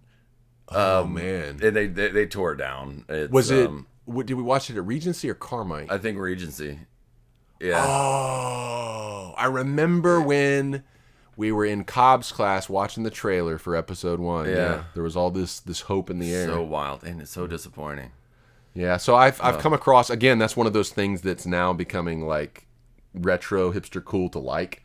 So I first encountered he's younger than us, but he's a diehard Lucas fan, and he wrote this like very long apology for episodes 1 through 3. Very, very smart, to be honest. And I was like, well, he never quite converted me, but then I've run into these guys on Twitter who they've almost converted me. I almost kind of wonder at this point are they just basically like headhunters that are just trying to convert people to bad memes? And then they're like, look how many people I converted to the Nickelback is good meme. It is. Well, it's all about numbers, man. It's all about the numbers. How persuasive I am. Yeah. See, I'm seeing through your games. Right. Yeah, man. This is a good question, man. Did you watch The Joker? If Vishnu, if you're still here, no, I haven't seen it yet. I am going to take my daughter, so I'm continuing the tradition of taking my daughter to movies that I would never be able to see when I was a kid. I took her to Midsummer, which was a very interesting. I don't even want to make that joke. A very interesting third act, we'll put it that way, and with my daughter sitting next to me. That was one of the most awkward moments of my life. But yeah, so I'll go watch it with her. We went and watched It, Chapter 2. She was not a fan. She's a big fan of the first one. Yeah. But yeah, she didn't like that. So we'll see what she says about. I'm impressed with her. I'm thankful that she's my daughter. She's quite a wild one. Dave asks, how have you been forward? We're hanging in there. 20 years. 20 years, yeah. 25 years of friendship, probably. 25 years of friendship. I said I was with Sarah last night, and I stepped on her foot, and I was like, hey, Sarah, I've been stepping on your feet for 30 years. Yeah. because we went to like a 6th grade dance together. Oh, wild! See, I knew Sarah from 4th grade. Oh, so I went to Holy Nativity for half the year, and so I met some of them then. Yeah, it's wild. This place has gone through a lot of changes, and many more to come in the next few years. I'm trying to think if there's anything else. Anything else in the... Orton says, press escape, let's go back. Yeah, I do tend to think... It's weird how things go in cycles. You'll get stuck on this... in this kind of little tunnel vision where you can only think about the bad stuff that happened. Mm-hmm. Like bad memory, bad music, and then you get a few years later and it's like you're gifted that benefit of hindsight, and you see, wow, I mean, we had swing come back. We had good, alt reggae, ska. I'm sorry, like Sublime is still good to me. I like them. Like you've got a lot of that grunge was good, dude. When I hear Soundgarden's "The Day I Tried to Live," that is, they call it the Madeline moment. It's like you eat something that you ate when you were a kid. Yeah, and it almost like you haven't. Yes, exactly. That moment, the Ratatouille moment. Yeah. When I heard the beginning of "The Day I Tried to Live" for the first time, probably in 10, 15 years, it took me back to a very specific day. I think it may have been that summer before high school, and then another day of surf after. Like, I can remember that feeling, that little pit in my stomach paddling out. Right. Seeing a wave breaking and being like... and I felt one. I felt one with, talk about, cultural. See, I don't think surfing is cultural appropriation if it's done honorably, but without the Hawaiians, we don't have it. Right. And right, every surfer is thankful to the Hawaiians for that because we are like being initiated into this awesome sport, and you feel like part of that. You feel part of the whole Southern California beach boys, surfing culture, endless summer, all that stuff. And like when you get that first salt water up your nose, and so man, the first guitar solo on that song just puts me all there, of that. It brings just all of that back. One little tiny.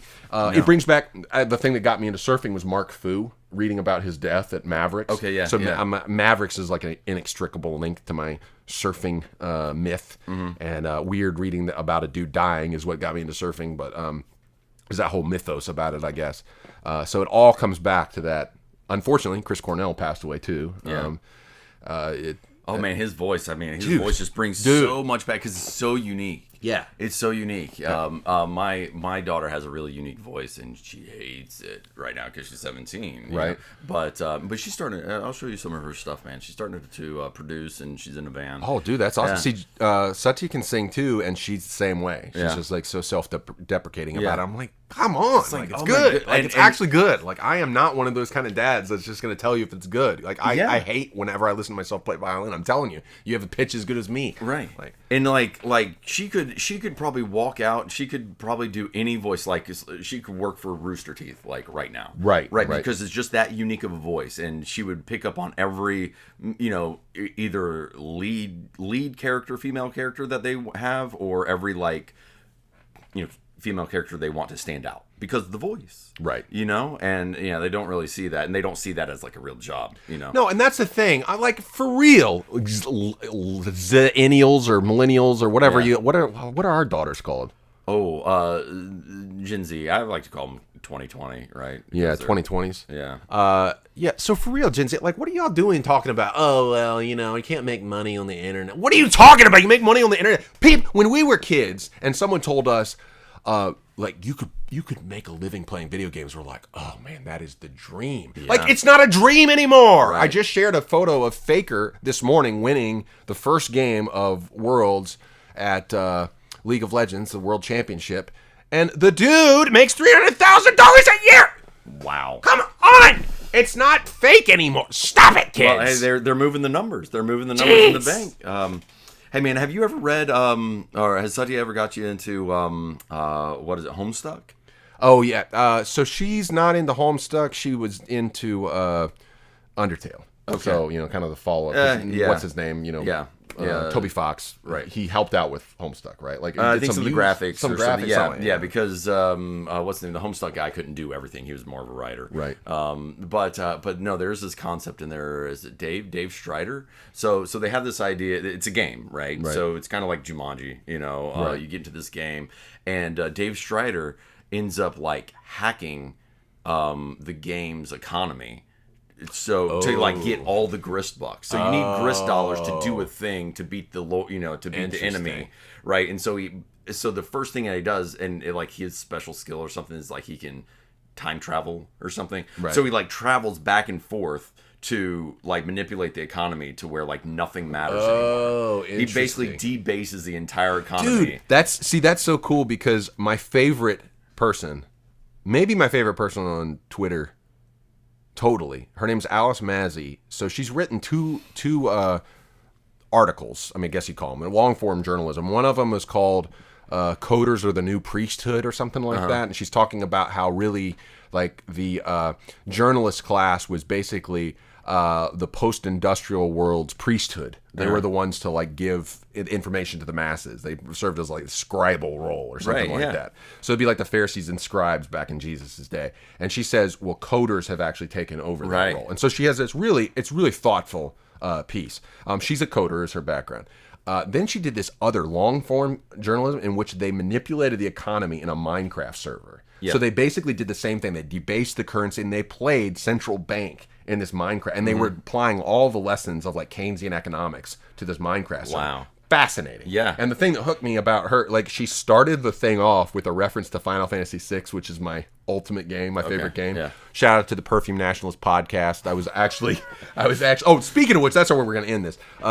I was on the Perfume Nationalist podcast and we discussed this scent right here, Santa Maria Novella Mariciela. Oh, yeah. This is your guest from the other time. Yes, that's right. Yeah. And so he had me on, and we discovered he'll pair a perfume with a cultural artifact. So he paired it with Final Fantasy VI, my favorite game.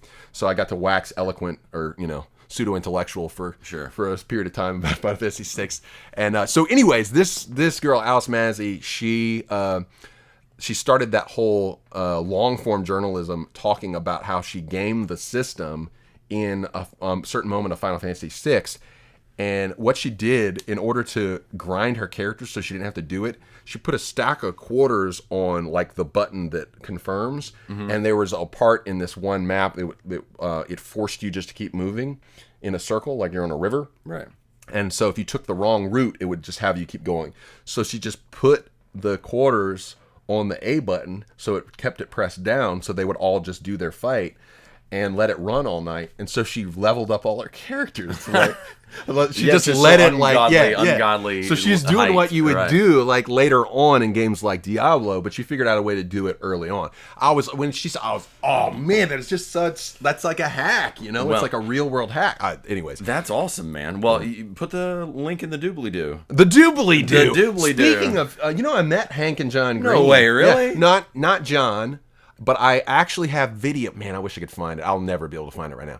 I have video of Hank Green saying, "Welcome to VidCon, Nerd Fighters," or something like that. Nerd Fighteria. Yeah, Nerd Fighteria. Yeah. So I got to. That's awesome. I walked right past Nice Peter too. That was my other brushing shoulders, but I didn't realize it was him until I was like past him. I was like, oh, he doesn't want to hear from. I was like how big was I then? I was like 5,000 subs, maybe. Oh, really? Yeah, it was pretty small at that point. Yeah. Then they didn't want to hear from me. No, but man, seriously, the Green Brothers. I mean, what they've done for education, has been right. Crazy. The whole crash course, and like all that stuff. Like my kids watch that in class. Oh, I didn't even think about that. Yeah. Yeah, it's just to that's explain. A great marketing ploy, boys. Oh, it's come like on. No, it is good though. Yeah, it's a good like double thing. I don't even know that it's marketing. It is everything is memes. It's partnership. They partners. It is, but their voice is out there, and then what happens? Like, let's go buy the new John Green book. Right. Towns, And Hank Green is in theaters on Friday. Hank Green is the new what is it? He's the new. John Reed is the new Mr. Rogers, and Hank Green is the new Bill Nye. Yes, that's right. Essentially it. But yeah, man, it's that's awesome that you got to meet them. Well, just not John, just Hank. Oh, just Hank. Yeah. Well, but I it was like they're nice guys. Yeah, cool. But VidCon, also vaguely Christian. Oh, really? Yeah, John and Hank. Oh, well, John, I guess he is kind of like he has mentioned that, but in a tasteful way. Like I feel like he kind of threads the needle a little bit. Yeah. But yeah, VidCon, that was kind of that was when things started changing. I don't know. Something happened to YouTube in the next year that kind of it's actually just went like weird. You should write a book about that. Like I know you got a million projects and you don't need any ideas from me, but like I do have some funny stories, like weird stories. So here's one of them. Speaking of Panama City, this brings it back. Okay. They would use Panama City as a place just as a backdrop to shoot stuff. So one day, when I was in the video production business, they ended up having a shoot at Foghorns for Panic at the Disco.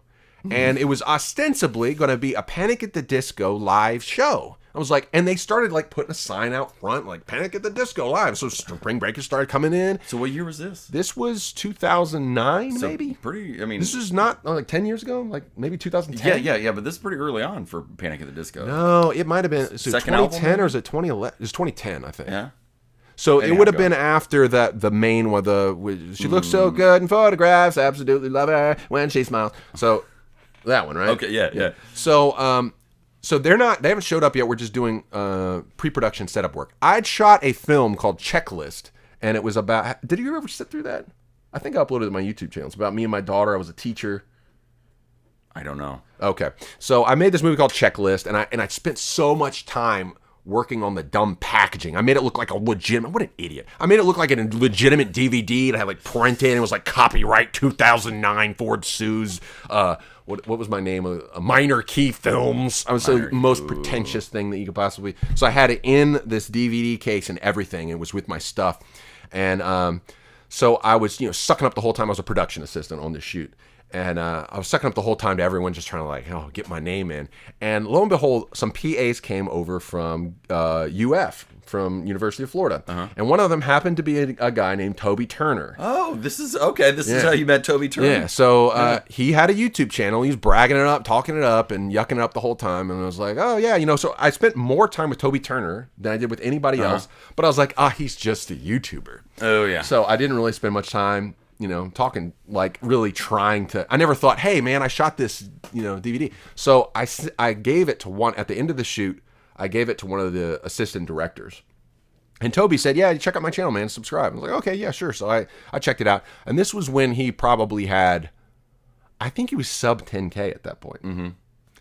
And then I got to see his meteoric rise from the beginning. I think the first one or two videos that really made it, he did a remix of Obama's book. So Obama read his own autobiography or biography, and he cusses in it. So Toby remixed the cuss words into a rap, and it's like, white folks got nothing on me. Nothing on me. Yeah, so he got like 1 million views off of that.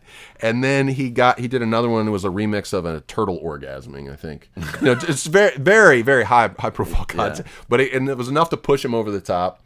And then, next thing you know, he was Tobuscus. Well, so I mean, I think now Toby's a little bit cringy. Oh no, he got Me Too'd. He got canceled. He got canceled, and I have no idea what for. No, it's a long story, but basically, it's one of those he said, she said things. The problem was, Philip DeFranco actually came out, spoke in defense of him. His ex-girlfriend spoke in defense of him. They both said he's an asshole. He's a philanderer, but he's a player. But I cannot see the allegations being true as far as that she said them. Right. Like, I know him too well. He's a douchebag, but he's not going to force himself on somebody. So it basically came down to that, but that was enough to cancel him totally. And because, you got someone like Philip DeFranco saying, well, he is an asshole, I think that was still enough. And so the poor, the dude is, his channel's kind of in shambles. He's still doing stuff. I don't know what exactly. And it's a shame, because I think what ends up happening is these kids really don't have anyone to give them a path, so they're just flying by the seat of their pants, and all of a sudden they're a rock star overnight, and all the trappings of being a rock star, and not really knowing when, like what is acceptable financially, what is acceptable, like as far, you don't really have a good agent to tell you what to do, and you got a lot of people just leeching off of you. So see, he ended up moving out wwest, right? Oh yeah, he was LA. And he got to be big. He was hooked up with iJustine for a while there. Like they had like a little, like a whole dynasty going on. That's crazy. So you knew Toby when? Yeah. And you saw all the algorithmic changes that made Toby and right. Well, and he was there for the rise of like Philip DeFranco like helped him.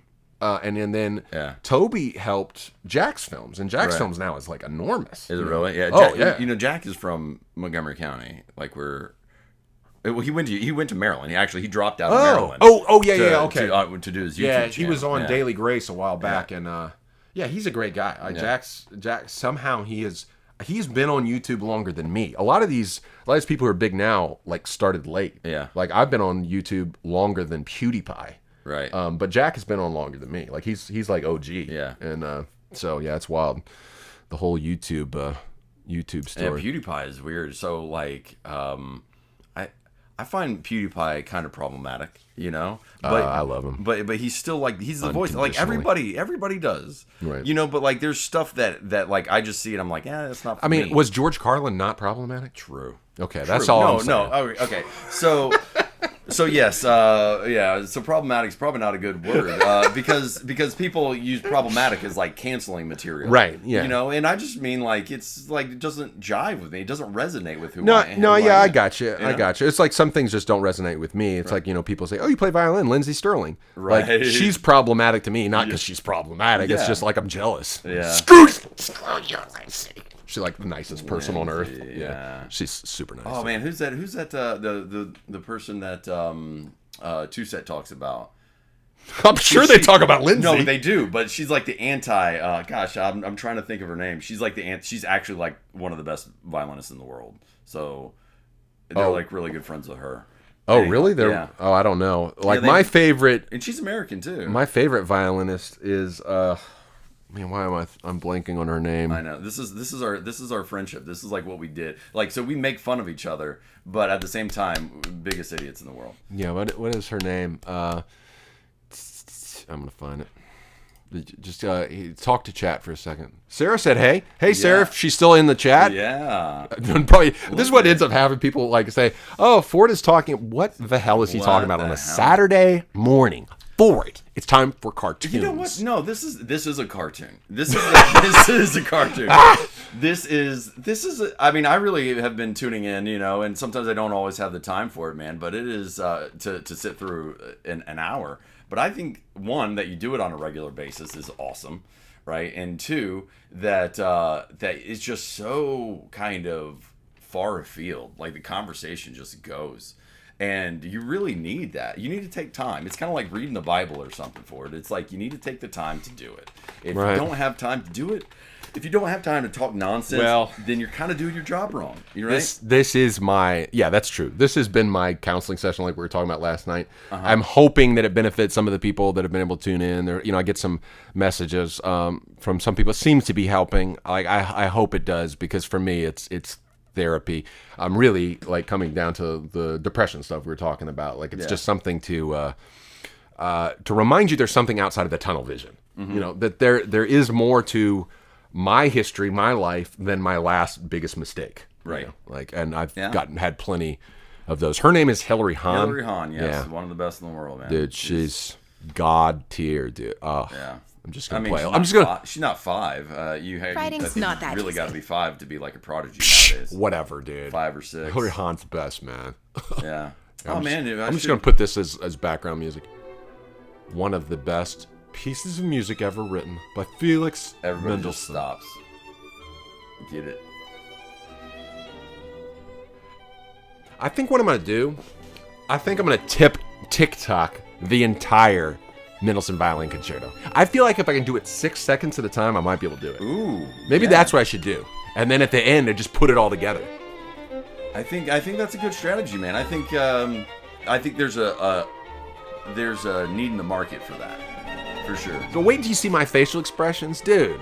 My violin facial expressions, it's amazing. half It's a orgasmic, thing. It's half kind of like the dinosaurs from like Jurassic Park when they spit and that's like that's it's kind of it's transformative that way. You put the thing underneath your neck and it's like and you get it. Oh man. It's really good, man. Oh man. Hillary Hahn. So definitely Stan Hillary Hahn. I definitely. Yes. What is the origination of that term? So I think it's like you're a Stalker fan. I'm Stan. Oh, I never realized it. I just picked it up from the Perfume Nationalist. Speaking of Perfume Nationalist, so here we go. This is Santa Maria Novella Mariciela. So let's see what kind of notes you pick up out of this one there. Patchouli. Your patchouli stink. No, that's a movie thing. This actually smells really good. Wow, what notes? Geez, some earthy tones, right? Yeah, Citrus. Yeah. Earthy citrus. Yeah, you're better than me. Yeah. Yeah. Some floral top notes. See, there's something I always get like cedar. It feels like a. It feels like a spice shop or something. Like it feels like the. Do you remember that place where I'm trying to remember what the most recent incarnation was? It was like where Extremely Bored used to be. There was this little mini mall, Remember that mini mall downtown? It almost was like you were going to the catacombs. They had the British Pantry in there, and they had something in the back. Trying to think. It's behind where Cheese Barn used to be and the Martin Theater. Behind the Grace Avenue. Yeah. Grace Avenue. Yeah. Little, there was a laundromat. God, no. Yeah, I do. I know what you're talking. Laundromat. Yeah. Yeah. Jeez. Right. I have no idea. All I know is that those buildings are they are like catacombs. They're even the Cheesecake Factory was a weird build. But so it had sense in it. Well, this is what it makes me think of. It makes me think of my grandmother in that time period. Yeah. I feel like she or maybe my aunt had it. She would always like to do like afternoon tea and that kind of stuff. And so this is like a classy head shop, right? So like here we have like Purple Haze. Purple Haze still going on here? I don't know. So we used to have like quasi legal paraphernalia shops, right? Yeah. In the 90s, and Purple Haze was for tourists, right? But every once in a while you'd find a place, maybe like what you're talking about, where it would be like you could buy tarot cards, right, and glass, and everything else, and fine scents, right? And it wasn't just for tourists; it's for the connoisseur of the I mean, probably get your palm read, right? No, not this. The place I'm thinking of, it was actually called the British Pantry, and they had all these imports. You could get my mom, my grandmother would always get that shortbread. Oh yeah. Hey to Brian, if you're still in there, how you doing? Go O's. What is O's? Yeah, the Orioles. So okay. And right, I mean, I'd love to talk to Brian about this if he was still here, man. But like, Brian is an Orioles fan from here, and he lives in Alabama. That's funny. My wife was an Orioles fan in honor of Cal Ripken Jr. Really? Yeah. Yeah. Huge Cal Ripken Jr. fan because she used to live in Delaware. Okay. So the Baltimore was the closest thing. Right. And I live my house is about a half hour away from Camden Yards. Oh. Yeah. Oh yeah. Okay, yeah, that makes sense. So, but it's weird, and Sarah's right above Brian. That's right. Like, Sarah's a huge Nats fan and is from here. Right. So it's interesting. I kind of fall on. I kind of lean towards more the Nats because I work in town, and the Nats ruin my commute on a regular basis during the summer, and so it's kind of this Stockholm syndrome where like I enjoy how long they can ruin my commute in a given year. Yeah, that's good. Yeah. Dude. So as long as my commute sucks, I know the Nats are still playing. All right, we're gonna take this commercial break to feature some of Caleb's fine acting work in my voiceover. Judah makes an appearance in this. Okay. Jared, man, all kinds of friends of the pod in this. Really? Yeah, Squirrel Nami, man. So the whole mythology behind Squirrel Nami. See, we've been at this, right? Yeah, the whole thing started with, man, what is that guy's name? He was the writer of Prometheus. He was the Lost guy, Damon Lindelof. Damon Lindelof on Twitter one day was making fun of Sharknado, and he was like, man, there's all kinds of like ideas that you could do. Spinoffs from Sharknado. It's like, and so he just started. All you have to do is just take a fearsome animal and mix it with a natural disaster. Right. And so he started rattling them off, and one of them was Squirrel Nami. Right. And I was like, oh well, that's it. So we filmed this, not body doubles, because that never existed. Apparently.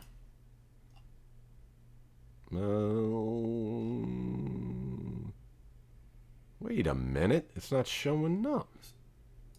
I'm gonna have to make a new. So you picked Squirrel Nami because that was like the keyword that was going off on Twitter, or was it right? That yeah, resonated and with you? I just thought that'd be funny to shoot. So we actually, I mean, dude, I'm standing behind my post production on this one, man. I mean, this Squirrel Tsunami looks almost as good as Sharknado. It's shot by Nicholas Squirrel Sazy. All right, here we go. Squirrel Nami. Martin Squirrel Sazy. Jeez. Yeah. All right, here we go.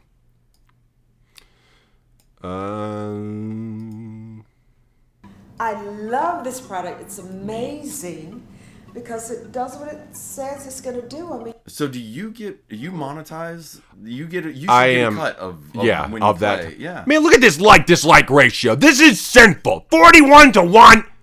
Only 1,200 views. Look at how much work went in this.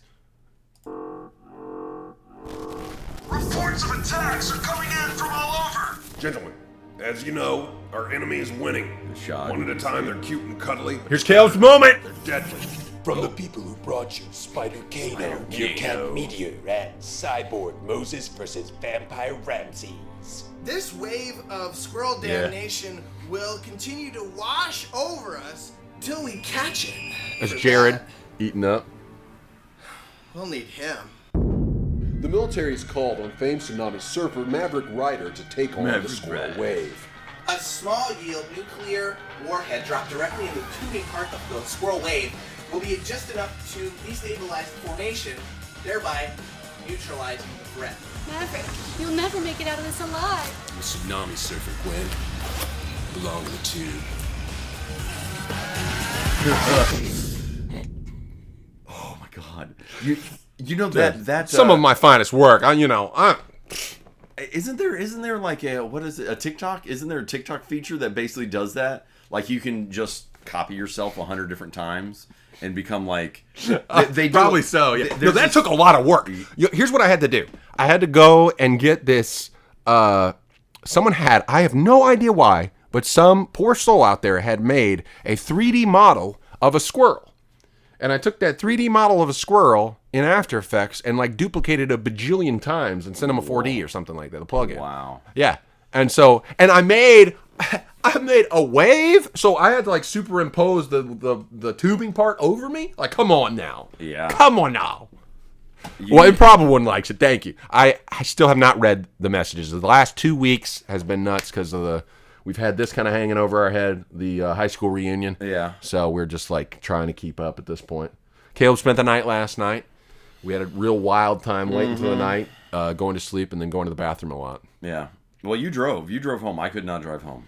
No, yeah, I wasn't too bad. I will. No, I don't want to talk about it. Okay. Yeah, but hey, it was good. It was a good time. No, it was. It was great. And tonight this seems to be better. There's some interesting pictures being posted on Facebook from our reunion. It's one of my favorite groups on the Facebook on Facebook. Oh, that's right true. now. The last month, I mean, we've gotten to see all these like nostalgic photos and memories. Hey, is it just me, or is like groups the only good thing about Facebook anymore? Facebook has gotten into so I have you ever watched Silicon Valley? Yeah. Okay. So one of the most devastating. They should have won an award for this episode. It was this final episode of season 3. Okay, I might have watched up to season 3. Final episode of season 3, and Jared, final episode of season 3. I'm pretty sure Richard, who's the main character, Thomas Middleditch, he's in his clothes in the tub, just curled up in a ball. And he's like, we fought this giant company, the Google of their universe, Hulu. Right. He fought Google, won. He fought a lawsuit, won. He fought like the venture capitalists, won. And he loses to the public because the public doesn't embrace the product because they don't get it. They don't understand what it's supposed to do. And it takes like a day and a half's worth of orientation to actually convince people how this service works. And so he's like, our sin was that we were too early. And when we watched that, we were YouTubers at that time when it first came out, and we had hit the wall. Like we'd gotten to the point where we just weren't going to go any further, and we were canceled. I don't know what I did to cancel. Well, I mean, it's me. I'm sure I said something in a meeting. I mean, I was in a few meetings with YouTube execs in South Asia, like the Asia region, and I guess I said something. I don't know. It was the typical Ford rant, and I probably said something like, cancel him. Right. He's done. So we had hit our wall. You can't have an opinion at that point. No. Yes. Maybe the yes person. So we had our like lay in the tub with clothes on moment. So in the show, Jared is his like business development dude. He does the logistics and everything. Right, and he's a guy from The Office. He's a tall, awkward guy from The Office. Yeah, his name is actually Donald, but they call him Jared because nobody knows. What his name is. Yeah. So Jared goes and he's like, hey, Richard wakes up the next morning, they've got 15,000 more users. And like, look, and it's just a steady uptick. He's like, okay, well, how did that happen? He kind of looks at Jared like, what is going on? He's like, no, everything's fine. He goes into the garage and he's on the phone. He's like, okay, let's add another 1,000 a day for the next month. And he hangs up. And then it cuts to ostensibly Bangladesh, but we could tell it was Delhi, baby. Oh yeah. It was Delhi. They shot it on location. It was definitely Delhi, and it shows an Indian dude, Bengali, riding around the road on his bicycle. He goes into this sweatshop. There's just this warehouse, and it's a room filled with people, and they're creating accounts. Right. And so here's the thing: that show is so true. It happened to me. So when I came back in 2013, here's how Facebook, they still do this shit, by the way. Here's how Facebook makes their money so that they can pretend to be worth the money. They are literally Bill and Ted's Excellent Adventure making a meme. Like, it's Wild Stallions. We're totally playing this guitar riff and you hear it, even though we're just sitting here doing this. So I took some money, I put it into ads to get likes for my page. And I got them. I got 3,000 more likes. It pushed me over, to actually be bumped in search rankings or whatever. And so I'd actually show up in people's feeds. But Facebook has a feature that on pages you can't actually check who your users are. So YouTube, you can go look and click on every single channel who has subscribed to you. You can go to their channel. You would think that Facebook, a social network, you can actually see who likes your page. They hide that from you. Why, do you ask? Because anytime you pay for an ad, it does get a view, but it's a professional in Bangladesh or India or somewhere who's literally being paid to pretend like they like you. It's crazy, man. Apparently the same stuff happens in the publishing industry. Right. In order to get on a top bestseller list, you're basically paying a company to buy books. Oh, it is being bought, but people aren't reading it. Right. So much of modern consumer culture, you can blame this on capitalism, but it's really consumerism. It's disposable consumerism is based on numbers. And so that's the only number that matters is the number going up. So it doesn't matter if there's exactly up and to the right, one direction.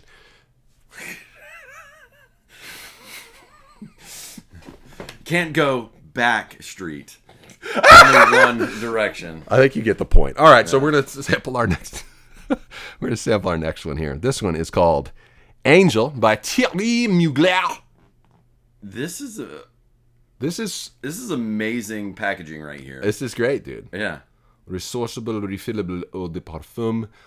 So the gimmick with this is they have refill stations, as in like a soda refill. You can go to Dillard's and you go there and like, I need my Angel refilled, and I think you get. I don't know what the price is if Orton is in there. Let me know. Like, how much do you have to pay to get a refill? So it's sustainable perfume, dude. Yeah, it's for real. Right, and smell this, baby. It's gonna rock your world. Oh, that's fantastic. Yeah. So good. So there's like 85 notes in this thing. Yeah. No, this is much more richer than this is a symphony. Right. Of scent. Right. Man, but look at this. I mean, like, this is like... as weird as a pendant. Yeah, for sure. On a necklace. This is really nice. And so you're getting these samples. Guy, what's the name, sends you these?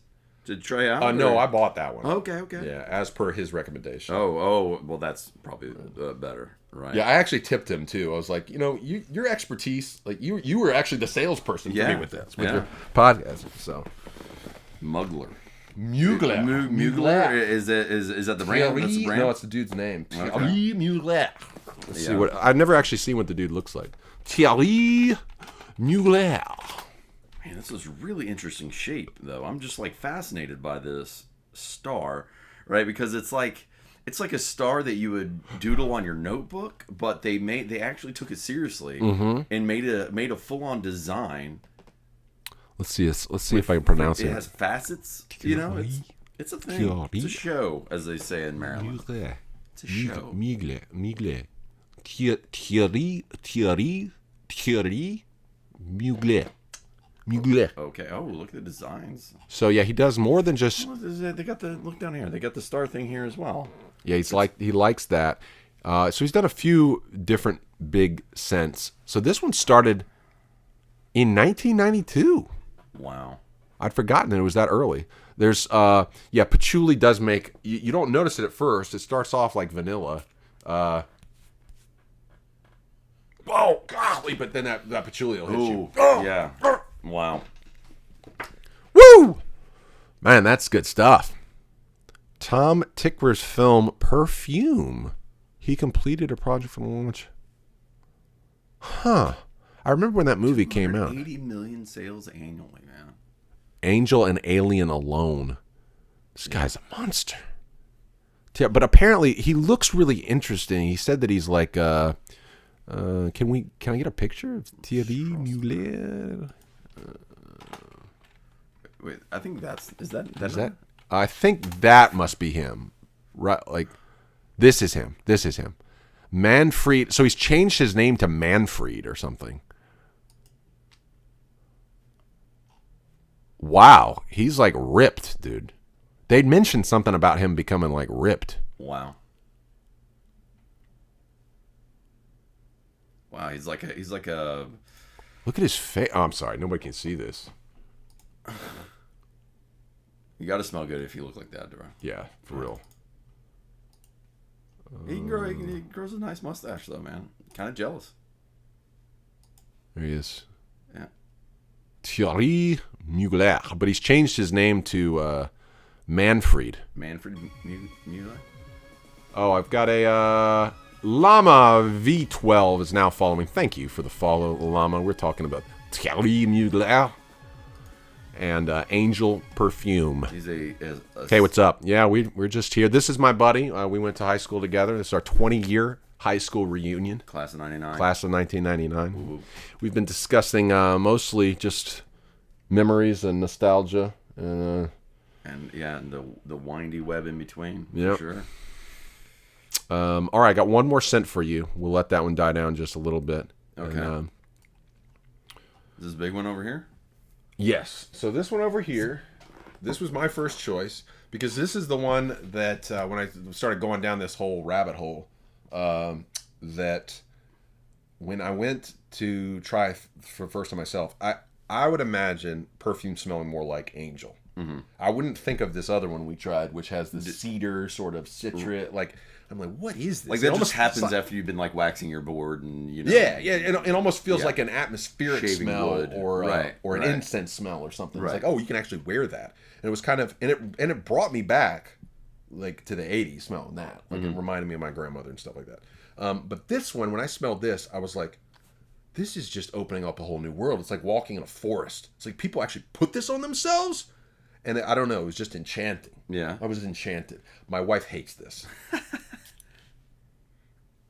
At first, it smells just like perfume, but then the more you smell it, like this, it's got this boom. It's got this little punch. It smells a little bit like balls.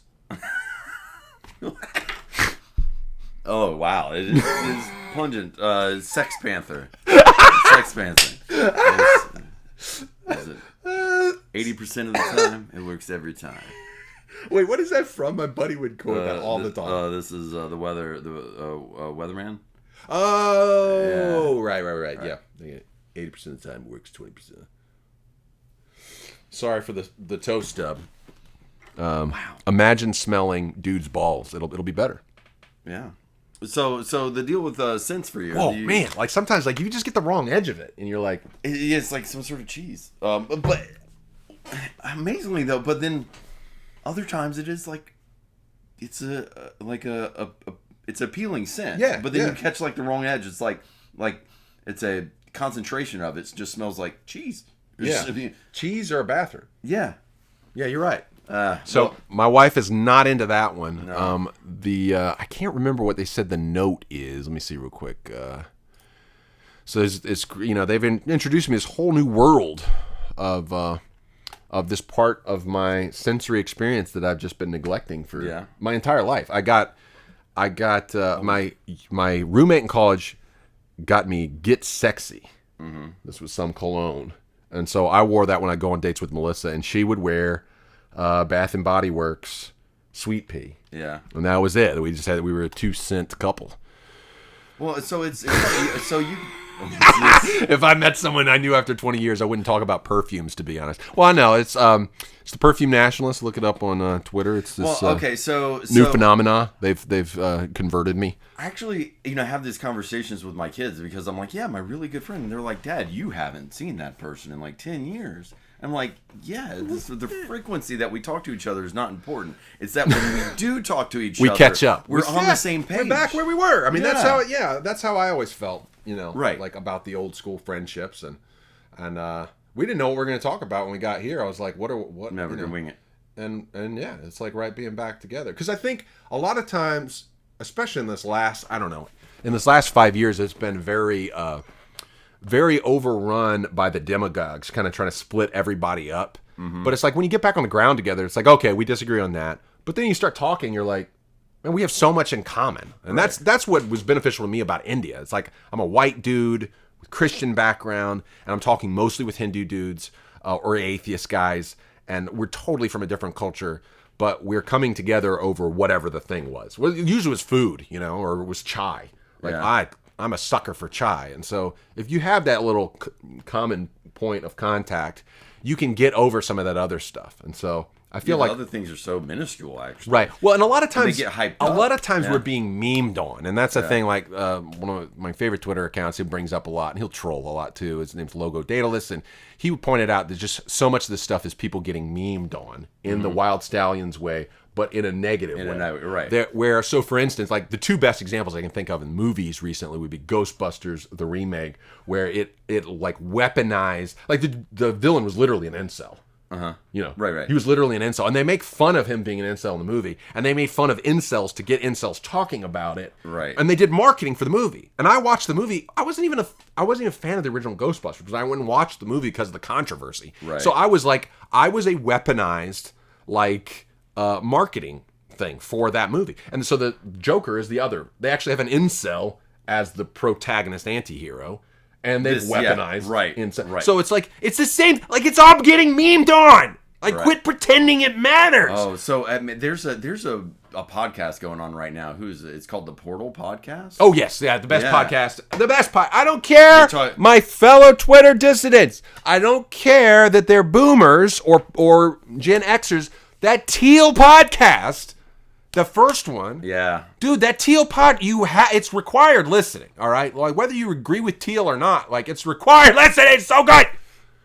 Yeah, man. The Teal one is good. They talk about, mimetic behavior, this kind of human tendency to meme ourselves. Yes. Yeah. And to meme ourselves to the point of violence. And at this point, it's rhetorical violence mostly. Yeah. So it's better that if we're gonna cancel each other, it's better to cancel each other rhetorically. Yeah, that's a fantastic thought as well. Like, so how especially Peter Thiel is talking about lowering violence, right? Right. So he wants productivity with the least amount of violence possible. That is fantastic. And then of course the other guy, the host, I'm drawing a blank on his name right now, but brings up the idea that like violence just isn't like hitting each other. You talk about reputational violence, right? And that's and that's where like the whole cancel idea can come in.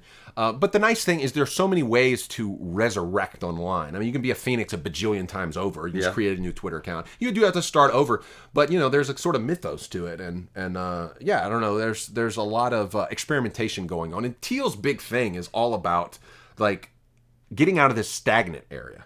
Yeah. Stagnant, technologically stagnant. He's like, you go and watch Back to the Future, and you're like,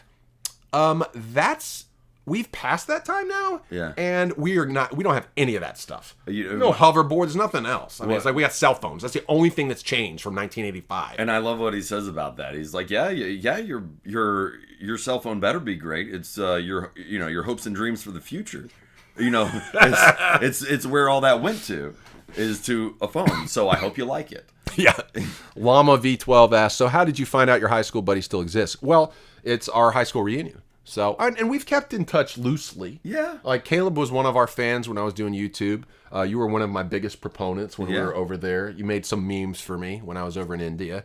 So, Yeah. You kept got in my touch meme through that. game. Gosh, Yeah. I Started out. started memes with you. That's right. Yeah, and I learned a lot about YouTube watching your rise and fall and steady and everything in between, man. I really appreciate your work on all this. Obviously, you're a great ad hoc producer here. I mean, the 7 people, including us, in the viewer. We're changing the world right here, baby. Matt says... One viewer at a time. Oh, okay. He said that it was Carmike for sure. Oh, okay. Matt would know. I don't know, Matt. Matt probably bought all the tickets. He probably bought all the tickets for us and showed up like 4 hours early. And... What, are we having an issue? No, he's right. Oh, yeah? He's right. It was Carmike. Yeah. What do I know? I haven't been here in forever. So, Nitin says there's some problem in the stream. Is there are we got some drop frames? I'm not getting anything here. Let me know if there's problems. It doesn't say I have any drop frames. So, hey, you know what? I will tell you what. My kids, my oldest does at least as much video production as you've done, right? Oh yeah. I mean, you can do everything on this now. Right. It's insane. Right. And she has, her band has 4 people, and she does choreography and translation. She translates Japanese music lyrics into English, and they stick with the original music from these Japanese producers. Okay. Right? Yeah. And then so she does choreography. The other one does graphic design. The other one does video, and the other one has a recording mic. And man, they get it done. But anyhow, they don't have a great following. It's very niche. Japanese pop music in America is not tremendously wild, especially on the East Coast. But man, they would love to have your following, like the meaningfulness of the conversation that you have with, call it dozens of people, hundreds of people. But, up to 100 probably, yeah. No, they would love that, because for them, and this is what I talk about, like normalizing the space, having 10,000 viewers on YouTube means nothing to them, because... No, you want that conversation. You do want the feedback, and you want the community. And they know getting like thousands and thousands of followers would mean that you have to monetize your content. Yeah, right. It gets to be a pain. You need a business development, and it dehumanizes the conversation. Well, it can. I mean, you just. Well, for them, it does. Right. Well, yeah, I know, but people are going to have to get over that. The next generation is going to have to get over that, because it's monetized one way or another. You're either going and working for the government, or you're gonna go work for a company, or you're gonna work for yourself. And let's be honest, you either hate the government or you hate capitalism. So you might as well make the money yourself. Hey, stop. So I tell them all the time that they're like, I hate ads. They're clicking so mad. I'm like, no, you love ads. You do love ads. You love ads because ads. Stop. Ads enable you and I to sit at a desk and pretend that what we're doing is work. Is you love them. Is value. Just stop. Just make the ads you. So right. Llama V12 says, I've been to Pakistan with my dad and his mate. Yeah, so I've never been. In my head, I always envisioned Pakistan as like this deserty place. But really, when you start getting up to I've been to North India, closer to the border, and it is beautiful country, man. Yeah. It is beautiful. It's just these mountainous. It's one of the India movies we watched before we came back, Bajrangi Bhaijaan. Salman Khan, he's one of the biggest India stars. He's one of the 3 Khan, the triumvirate, Salman, Shah Rukh, and Amir. So Salman has got kind of the Chuck Norris version of the fan base. He's the muscle one, and he bops his boobs around. His very muscular man chest. He does minimal dance moves like eyebrows. Okay. Yeah. It's all just pure Chad. Yeah. So that's Salman. But anyways, in one of their movies, his movies, it featured Pakistan prominently, and this is actually quite a beautiful area. So I've never been, but yeah, there's of course the Pakistan, India. There's a lot of this contentious border. Yeah, contention culturally, and but there are certain things that definitely cross the border musically. A lot. There has been a lot of cross-pollination. Pakistanis watch a lot of Bollywood movies, and India uses a lot of Urdu, especially Sufi-infused music that came from that culture. Yeah. I think people really are not privy just to how much Sufi culture has inundated the world. I mean, it's basically, I think it may not be fair to call it this, but it's kind of a Muslim cult and is not really, The mainstream. Yeah, and kind of frowned upon in certain Muslim communities, from what I understand. Might be speaking out of turn, but from that milieu, we got coffee. Yemen, like Yemen Sufis were instrumental in the distribution of coffee, and then from that, we've also gotten this Sufi music, what they call qawwalis, and dude, it's just like it hits you in your gut, man. It's just some of the best music I've ever heard. Yeah. I love it. It just gets down in your and so Urdu, which is like the other side of the Hindustani language, which came from Sanskrit. They kind of mixed this thing together that has Urdu, which is derived from Arabic and Parsi, and you've got this kind of hybrid language Hindi, which is part Sanskrit and part Urdu. Okay. And so you'll hear a lot of Urdu words that have kind of colonized Bollywood cinema. Right, so it's like French and English or something. Yeah, well, I don't know. It's what would it be like? It would almost be more like a Creole or something that. It's kind of like this middle path between the things. Right. But you'll have multiple synonyms, but depending on the language you're picking from, whether it's the Sanskrit side or the Urdu side. But anyways, like the whole musical culture of India is just so fascinating to me. I mean, you got the Hindu influence, especially from the South, traditional Hindu music, which is beautiful, man. And then there's the real religious sound where they'll do that kind of drone chant stuff, the right, and they're like layered and stuff. It's beautiful. And then you got the Qawwali side that comes from the Sufi. So anyways, it's just it's fascinating. But all that said, I've not been to Pakistan yet. So what is the border? All right, so here in America, like borders are like rivers, right? Like most of our borders here on the East Coast are rivers. They're very set, right? And so, is there a border between India and Pakistan that is like? I will not comment on that topic. Just like it's like the same thing with China right now. Like the NBA had the audacity. The NBA had the audacity to put like. I did not double check on this, but my buddy said it's true. They had the audacity to show China with this dotted line border extending down into Arunachal Pradesh, which is part of India, into Bhutan, I think, and into some other place. And it's basically it's Chinese like imperialism. Like that is not part of China. It is most definitely on every map in the known world. India and the other places, but they actually had the audacity to put a dotted line to say it's in dispute. So when you talk about India, there's the dotted line problem, right? Like someone says it's this, someone says it's that. It's pandemonium. It's okay, but there's no. What I'm trying to get at is that there is no like natural, like it's not some natural feature. No, they have like the most famous borders, the Wagah Pass. I'm pronouncing that wrong, but that's they do have that fence, and so there is that area it's highly disputed. Kashmir is a very disputed area, and I do not understand the particulars of it, but it is very serious. There was a movie that came out called Fana, which was very controversial. It was your typical Bollywood movie. It has some beautiful songs. We actually covered a song for better or worse, because the song was good in this typical Bollywood fashion. They'll have really good songs in these kind of weird movies. Bollywood is like an opera a lot of times. You'll be thinking you're watching a rom-com, and then all of a sudden you're watching a tragedy. It's like, oh, I'm watching it. I'm walking into You've Got Mail, and it just turned into King Lear. Okay, I didn't realize that. So in the last part of that movie, like Amir Khan goes full terrorist mode, and it's like, what is happening? So somebody protested that movie by lighting themselves on fire in a theater bathroom. Committed suicide in protest of the movie. Wow. So it's not something to joke about. Like it's a very serious issue, and I do know friends who've been affected. There's just so much complexity. This is the problem with demagoguery when we try to make it like red versus blue, East versus West, Christian versus Muslim, Christian versus Hindu, Muslim versus Hindu, whatever dividing line you want to pick. Pakistan, India, right? Yeah, whatever dividing line you want to pick, it becomes arbitrary because there are people who are caught in the middle. What do you do with Sikhs on the India-Pakistan problem? Yeah. And so this becomes just horrible. What do you do with Kashmiris? Like, what do you do with Kashmiri pundits?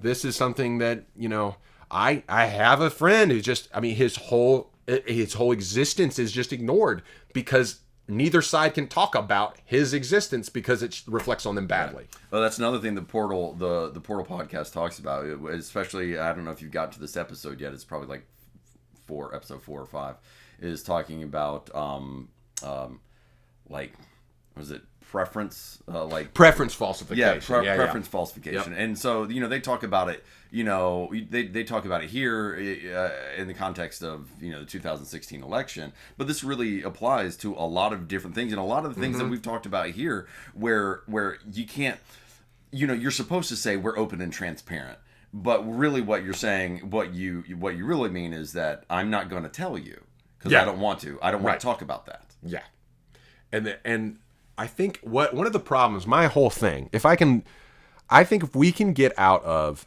so I've mentioned that the last real podcast I had where I wrote an essay was the Trinity as exit from dialectical stagnation. So the dialectic, as the dumbass philosopher says, is basically everything Plato and Socrates were talking about 2,500 years ago. And they just keep jacking off to the same debate that's been going on forever. And everything that we have in our terms of our debate is a dialectic. It's blue versus red. It's east versus west. It's theist versus atheist. As if there aren't other options in between. We live in a world of like endless color. We live in a world in which our base code is genetic, which is 4 bases, not 2. So just the whole notion, and it's built of 4 distinguished parts.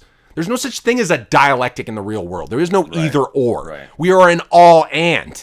And so Nietzsche in Beyond Good and Evil, that's his whole point, is that Christianity was basically colonized by Platonic dualism, in which it told Christians, you have the answer to all the world's problems. You're the Plato incarnate, and his name just happens to be Jesus. Jesus is the second coming of Plato, and that's what we've done. We've gone crusading across the world saying that, we have the answer.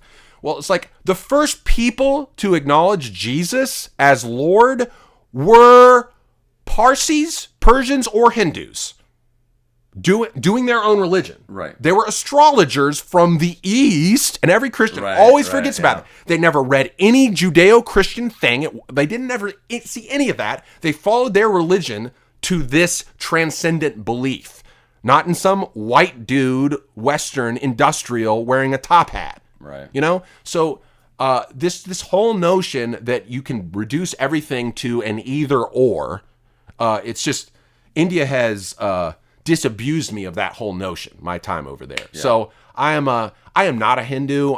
There's a lot of parts of Hinduism that I think problematic, but I am a champion of Hinduism in a certain sense because it has somehow, and I believe it's providence, somehow this milieu still exists in which people say, I don't agree with you. I worship this God over here.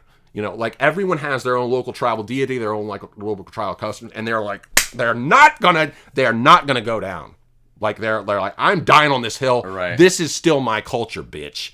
It's so close to them. So close to them. Yeah, it's part of who you are. And the thing is that Westerners forget is we're all pagans. We're all kind of like Hindus in a sense. Yeah. That's why Thor is still a thing. We still talk about this. Thor was a dude that people worship for real. And so we've all just kind of disembodied ourselves in this Platonic dualism experience where everything is Manichaean, everything is the high god, and then the demons. That's just that's not the milieu in which we live. Things are just way more complex. Well, it's weird. So we have this, technical. So I want to point out, Alan. I hope Alan's been watching for almost 2.5 hours now. I think he showed up for he's been watching for this moment. Right, and I got right at the right moment. Yeah, and I gotta tell you, I haven't been on the other side of the screen and being over here. Seeing it in person is worth the price of admission. And seeing it go down this is what you come to Panama City for, right? And so, but yeah, I mean, it's weird. So we have these, decision engines, our computers here, which are one and zeros, right? That's true, right? And so they trend us in this way, but things do exist on a spectrum. Everything exists on a spectrum, and but we're using this digital binary system to approximate analog and to make decisions, right? It's not like we're not always 0, we're not always 1. Right. We are a colony of zeros and ones going going down this crazy video game trying to figure it out. And it isn't. It is like an MMO. You know, it's a multi-story line. It's a choose your adventure with 1,000 endings. Right. You know? But Right. we keep getting forced into this blue versus red binary stupidity where everyone who believes what the other side says is Caligula or Nero or Satan. Well, that's where the point we're at now. Well, this is why I think it's so important to make time in your life to have conversations like that. Right. And if you want to call it church, if you want to call it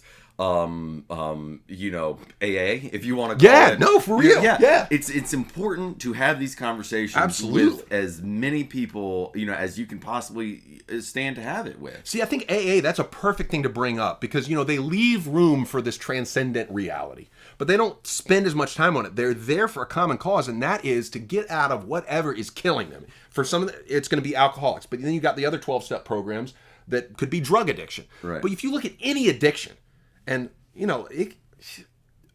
what society does a bad job of doing is it frees people from one addiction just to go into, out of the frying pan into the fire. Well, it's like we want to be addicted. Addiction is toxic, right? Yeah. But we want to be addicted. But we become addicted Right. to God, Right. Our idea of God. But Right. it's still an idolatrous version of what God. It isn't transcendent. It is this reductive version. It's like it becomes the Bible, or it becomes the Bhagavad Gita. It becomes just one thing. It's like, I'm going to live by this, and this becomes my thing. Now, there are success stories in the past who have picked the one thing, and it worked for them. Like, it kept them from going over the brink. It kept them from becoming like a megalomaniac. And so, if the crutch actually helps you move, then it's a good crutch. But if the crutch actually turns you into like a crusader, then I don't know. So actually, that gets into the definition of addiction, right? Right. So like you're not nothing really matters. You can be addicted to coffee, right? Yeah. But if it doesn't interfere with your ability to do what you say you want to do, it's not problematic, right? Right. But if you're addicted to let's just say watching TV. If you're addicted to watching TV, you can't get up off the couch to Right. go, and you got fired from a job because you can't. Totally. You're addicted. Right, Yeah. that's what that is. And that's when I can't stand this sort of like Luddite hatred for video games or social media, because it's like the same person doing that has CNN running in their house like 10 hours straight. You know, like it's like we're all in danger of becoming addicted to the feed. Whatever it is. Right. Oh man, there's some really good comics out about this now. I'll have to link in doobly-doo later on, but remind me about all these links in the doobly-doo. Oh, yeah. I'm not gonna remember. Let me hit the chat real quick. Oh wow, yeah, we got to the controversial part. What is that second one, Clay?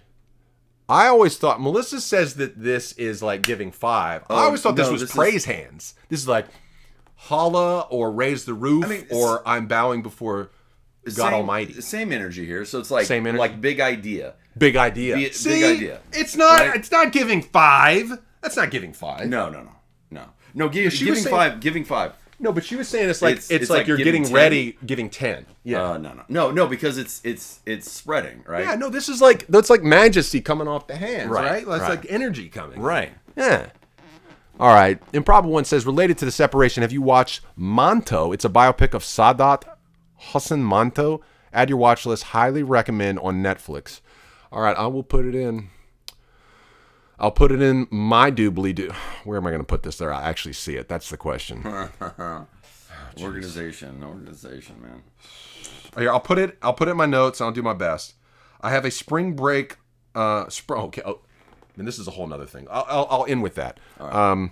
But wait, let me write it down. Hold on. Like Ford is Morpheus, Alan says. But see, like Ford wouldn't give you a red and blue pill. No, there is no binary option. He'd give you like the rainbow pills. That's correct. Right. That's correct. It's red, blue, white, black, depending. If you're being Flintstones like vitamins. this self-important asshole like me when I'm being manic and megalomaniacal and like I'm going to fix the world's problems, I would give you the black pill. It's time for you to think, oh, well, have you thought about this one thing that you do while nobody's looking that's actually colonizing the world with this contagion that in 500 years, it's the chaos theory of Jeff Goldblum. Life will find a way. A butterfly could flap its wings in Peking, and in Central Park you get rain instead of sunshine. So it's the reverse chaos theory. You do one thing. It's like one pet sin you have that nobody knows about when nobody's looking, but just you're even thinking about it like causes ripple effects that 500 years later would create this giant ripple, that causes the end of civilization. Pill, yes. So you need the black pill to remind yourself that you're an asshole. And we all are assholes. Yeah. No, there's a meme about this. Hard pills to swallow. Yeah. Hard Okay. pills to swallow. Jagged Little Pill. Yeah. Oh, yeah. Hey, Alanis Alanis Morissette, 1990s. There's one. All right. Well, so I am approaching 40, and my bladder is small, bro. So Okay, he's gonna hit. We'll hit that real quick, and then we'll finish up. Okay. All right, man. We're setting a record here. I think me and Jared set the record so far. So we're gonna break the record. Maybe we should get some drinks while we're day drinking. Brewskis? Yeah. It's noon. It's noon. It's fine. Yeah. Why don't we do a little day drinking?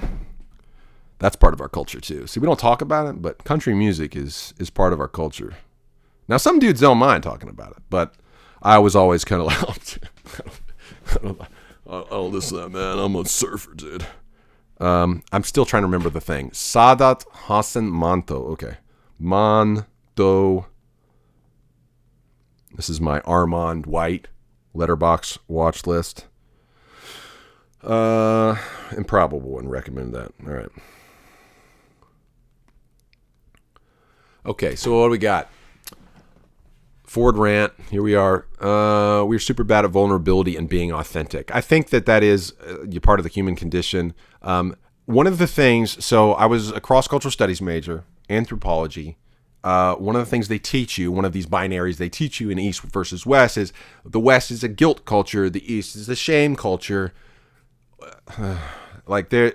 These hard and fast rules, we all have guilt and shame cultures embedded in our own things. And so I've come back from India, realized how much shame culture exists in America just as much, especially in the business world, especially in the religious world, especially in political world. So shame being that you're worried about the honor of the community. So it would be worried about the honor of your brand. That's how it works its way out in capitalism all the time. One time we were doing a commercial we were doing an event for DLF Place in Delhi. So it was a mall in Delhi, and my buddy was doing this. We were having Doraemon Day at DLF Place Saket in Delhi. Do you remember that video thing we did where it was like Satya went to Doraemon Day at the mall? It's like, it's Doraemon Day, little character. No. So I had to do this little promo. I had to do this promo. This was way back. It was like 2014, I think. This promo to show Doraemon flying over a Delhi skyline. And so we made this little animatic, and Doraemon is flying over Delhi, and it ends at Select City Walk, or DLF Place, this mall.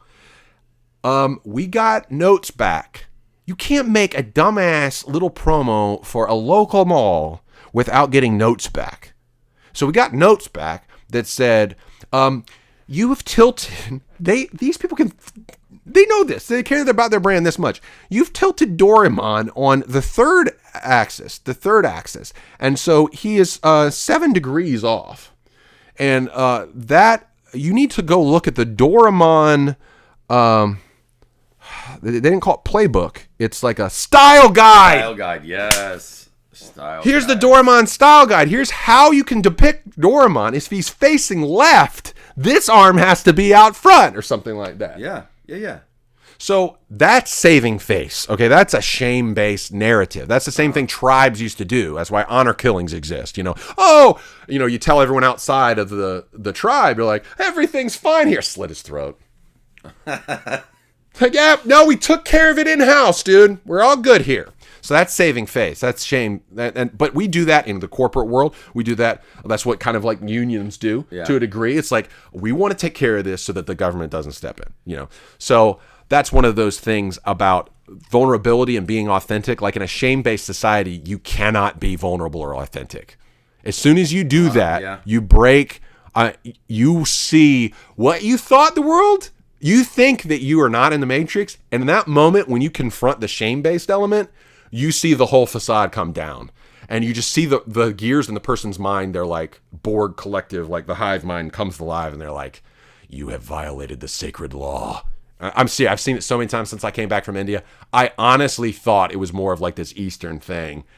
It's just a human thing. Yeah. Like I've seen it so many times since I came back from India. I almost got fired from a job recently because I got into a Ford rant with. Really? Yeah. I haven't told the story on this. I'm dreading the moment when I come in contact with the 6 degrees of separation of the person that I got into this Ford rant with, and I quoted scripture to her on church property and almost I got kicked off the property, or the company would have been fired.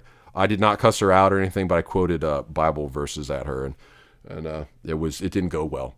Typical Ford rant. But it's just anytime you actually talk about the elephant in the room, say, hey, this little cultural practice we have, the emperor has no clothes. If it's like that preference falsification thing. If you say it at a time when no one else is ready, no one else follows you. They're like, burn the witch! Like immediately. They're like, I don't want any part of this guy. And it's like, being too early, like from the Silicon Valley. Yes, that's it. That's it. That is me. That is Fort Zeus, 100%. I am not the person.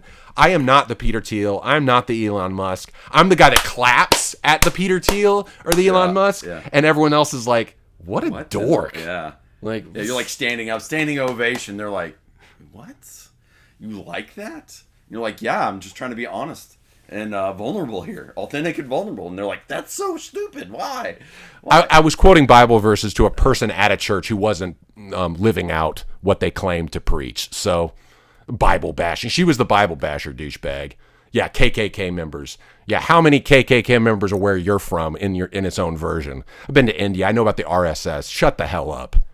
Yeah, man, these are some wild comments you're getting here, man. They're getting woke up in here. Yeah. Oh, it's just, this means that we've hit on some good stuff here. Yeah, good. Well, hey, man, so on the way down here, I left DC. I was listening to Talking with Strangers, right? We talked about this a little bit last night. But some of the things, I kind of let it go. We weren't going to talk about it, but you kind of hit on some things. Talking with strangers about being authentic, right? And because this is what's happened when he gets authentic. Then you got these people who won't face docs come out and throw.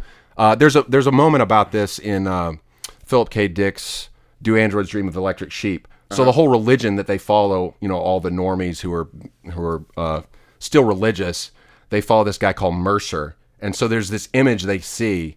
Like the collective hallucination is this image of this guy Mercer walking up this hill, and all these people just throw rocks at him. So that's what happens when you refuse to preference falsify, when you refuse to pretend to be based because it's cool and say what you actually think. Then people come out of the woodwork and throw stones at you. So yes. Oh, shut the fuck up, you cunt. Hairline is precursor. Let's see your face. Let's see your face. Bro. Dude, we can go meet in a boxing ring anytime. I'll give you a full 3 minutes of the first round where I will not punch back. At the end of that round, if you don't apologize, we'll go into round 2. It's like I'm not kidding. Like dueling. Yeah, for real. Let's bring it back. The duel. Like it's a less violent way to do it. I'm serious. Wait, same dude on these two. So they think that your anonymity, hiding behind your, weak ass screen name, like so they've won because they've actually gotten me mad. Yeah. So they've won. Well, you memed me, you got me. This is what people show up for. Okay, so Talking with Strangers, man.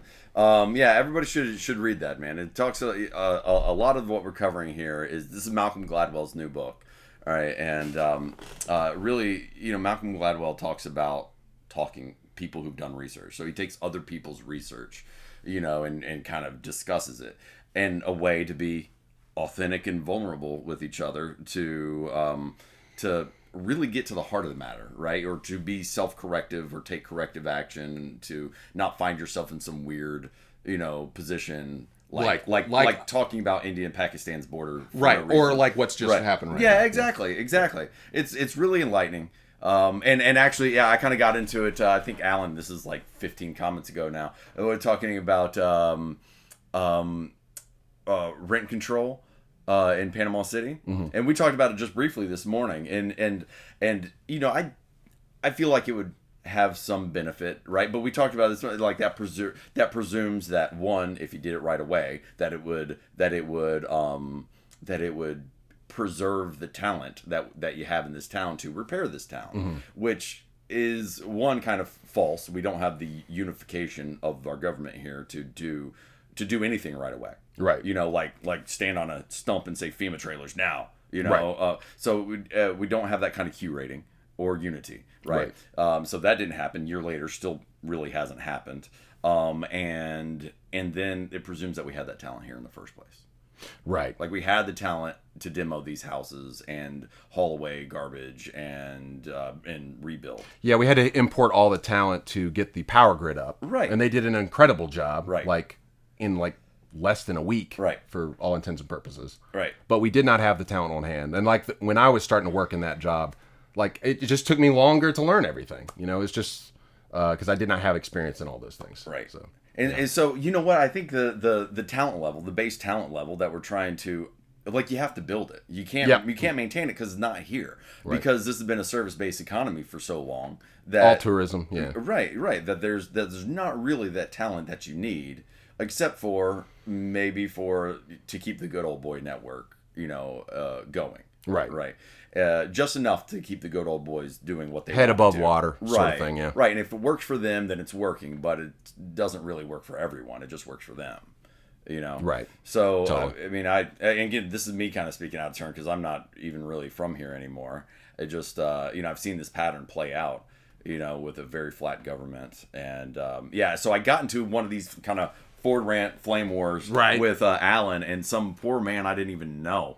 But normally what happens, with poor people you don't know. So. Yeah, and just talking about, you know, how you got me, how rent control was you know, somehow best for the free market, you know, and so it just kind of just went into, you know, a kind of a cycle of doom, and I kind of regret having that conversation now. Right. And, well, in like every Ford rant, I regret this one. Yeah. So I'll give you your just results. Does McDonald's pay for the advertising for it? No, that's a good one. I grant you that one. Good. Nice golden arches. I mean, their tag team is pretty good. So golden arches is this your hairline? Your hairline is it is. They're right. My forehead does this thing.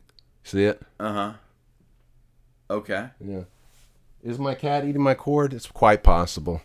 You got me. All right, you won. So Alan was asking where these comments are. What is this platform that you're using? They're on Twitch. They're Twitch. So get on Twitch, Alan.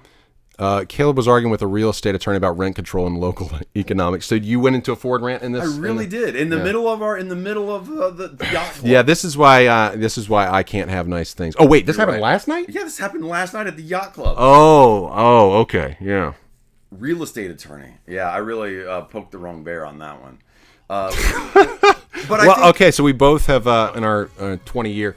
Yeah. Massive Stiffy is now following. Thank you, Massive Stiffy, for the follow. But, you know, I think we both retreated in a graceful way, you know, as adults. So right.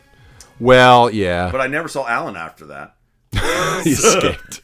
He didn't want to be associated with me in polite company. Bomb diggy bomb. No, there are elements of the RSS that I understand that don't have the militant wing. I get that. There are also elements of the RSS. You got to be kidding yourself if you think that they're not like the KKK. They're quite literally a Hindu nationalist group in the same way the KKK was a Christian nationalist. Now, do the RSS represent all Hindus? No.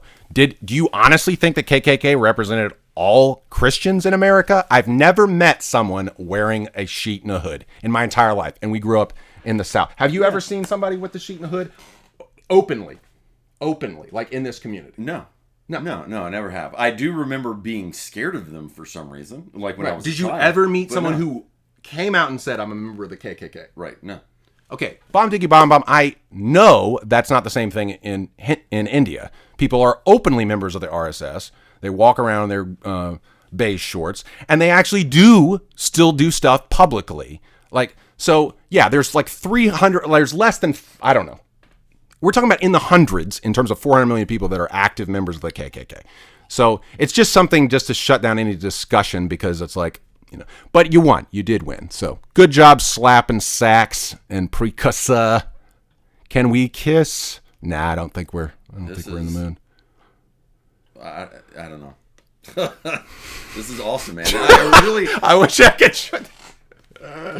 Oh my god. Ah man, I love that you expose yourself to this. No, I know. So that is the problem, I guess, with being authentic, because it is cringy a lot of times, and so it, But this is what friendship is for, right? So this is why you have friends, so you can be open and honest. And I suppose maybe being open and honest with people that you aren't friends with is kind of foolish, Well, yeah, and society. that has been the problem, Right. and I think that is one of the difficulties with like why probably your daughter or my daughter don't actually want to sing publicly or Right. online, because they know that the peanut gallery is coming. But it's part of the bullying thing. It's like you making fun of me with the ironing board. You kind of have to do it in order to. So what? Okay. So what kind of corrective action can you take here? Do you block people on Twitch, or is that worth your time? I don't know. I've never done it. I mean, now they're breaking into the real problematic stuff. Yeah, that is not okay. So that is not okay. But I am a proponent of free speech, so I just don't believe in blocking, no matter what it is. Okay. I had some Indians call me some interesting, very few. I mean, 50,000 people. You think either get a higher proportion. I mean, we're talking about less than 50 people, and 2 people are doing this. So when I had 50,000 subscribers, there was one real dude who said like truly terrible stuff, like, "I hope your daughter dies," and all this stuff. And it was like, I mean, it's just words, but sometimes. Yeah. I just want to know if these people like me better or No, now they're picking on you. No, so am I better or worse than Judah? Roast Judah. No. That's right. Well, we do have one particular who roasts Judah. Yeah, no. Is this y'all's first time in the chat? This first time? Okay. They're like, who's this ugly guy next to Ford? Right. And I was expecting to get some of that today, but this I'm not. Well, no, I got the McDonald's. The McDonald's line is legitimate. I got to do something about my face. You need Botox, bro. No, hell no. I ain't never doing that. I'll just put my hair back and just embrace it. It can become a billboard. All right. So this was commandeered. Thank you, Precursor and Slap and Sax. Thanks, Alan, and anybody else is still in chat. And I think we'll just call it. Or do you want to do some day drinking? Yeah. Well, we started this with coffee. You think we could end it with beer? Sure. You have one? I got a few. I've got either Oktoberfest, Sam Adams, or Sam Adams 76. I don't know. It's a Boston beer day for some reason. Okay. Let's go with Oktoberfest. I mean, it is All October. Right. I know it's a September thing, but let's do it. All right. You want me to run down there, or can I? You know where it is. Do you want us? Let me fly solo on this flying thing. solo. All right. If there's anybody left on Facebook, let us know. Yeah, is anybody left on Facebook? Like, this is my first time on Twitch. Or is he gone? No. Yeah, so Malcolm Gladwell's book, you should read about coupling, bro. The idea that something is not just done because it's the most, lock the door, not that it's the most convenient for something to do, or for someone to do. The concept here, let's talk about like the Golden Gate Bridge, right? So people jumping off the Golden Gate Bridge, if they want to do this, the thought is they want to kill themselves, but the evidence suggests they don't really just want to kill themselves. They want to jump off the Golden Gate Bridge. All right. So you can drastically reduce suicides on that particular issue just by these are real. I have no idea what's happening here. I have no idea. I can't keep up with the comments and talk. I was talking about the coupling theory, right? And the Golden Gate Bridge, and how which allows you to take your limited resources and devote them to a very specific area to make a great impact. Which is kind of what we're trying to do with this podcast and this sprawling 2-hour and 45-minute conversation that we're at here. All right, so Ford, what I propose, I really don't. Sarah's in the chat. How's it going? We've been 2 hours. 2:45. I think we're setting a record. Yeah. We started with coffee. Yes, exactly. We started with coffee. Time. Now we're going into beer. Here, I'm gonna fix the precursors, seriously. What's this? Just The mix. Yeah, we'll get this looking a little better. Now here. that the sun is up more, it's brighter. Yeah, exactly. It's a little too bright. Maybe right there. All right, it's a little better. All right, so we got Sarah back. I don't know where Alan went. These Hair of the dog. Yes. Cheers, friend. Cheers. Sorry. Yep. Salud. What? How do you say it in how would you say it in India? Cross-cultural communication. Man, I don't know. I'm blanking. Is it? Yeah. I'm blanking. Is there too many? There's probably like a lot of things you could say. But like salud, slancha. Right. Why? I don't think I actually remember this. I would need to ask like Vishnu or. Yeah, I'm not sure. I do wonder. Mutto, right? Mutto is Muskogee which is like the language of the indigenous people from around these parts. Mm-hmm. And Mutto, it's thank you, right? But it also kind of it's basically the only part of the language that still survives that most people know. I mean, people speak it, but they're like in Oklahoma, they teach it, and it's kind of like it's a doomed endeavor. You can teach it, but like the more and more it gets away from like a living language, the more and more people start to forget it. But Mado is almost universal. Well, that's what we were kind of talking about before, that where the culture is, the other thing is just going to die by attrition, right? Mm-hmm. Because more people come over because it's cool or whatever. So they're like, India has like 1,600 dialects or whatever, but they're slowly but surely thinning out. So I don't know. I don't know what the best model for that is, because like I said before, you want to defend your own culture as long as you can, but at what point is it just a lost cause? Yeah. Oh, for sure. And what things are actually worth preserving. And so that's why I just think this whole dialectic idea that conservative or liberal, progress or tradition, that there's got to be a third option in there, and you've got to you're trying to build something new. You're not actually picking a path, which way Western man, going left or right. You're trying to build a building with the three options. It's like retaining the old, preserving the old that actually works. Right. Figuring what that is hard, and then trying new things, and then synthesizing the two. So. Yeah, I don't know. Yeah, it's a three base scheme, and it's not an either or. Then that's the problem with the whole dialectic thing. So, well, they had Andrew Yang on the Portal podcast. Oh yeah, I'm not a Yang fan. Well, I don't know that I am either. But we kind of in this dialectic, this red and blue state, we kind of have this.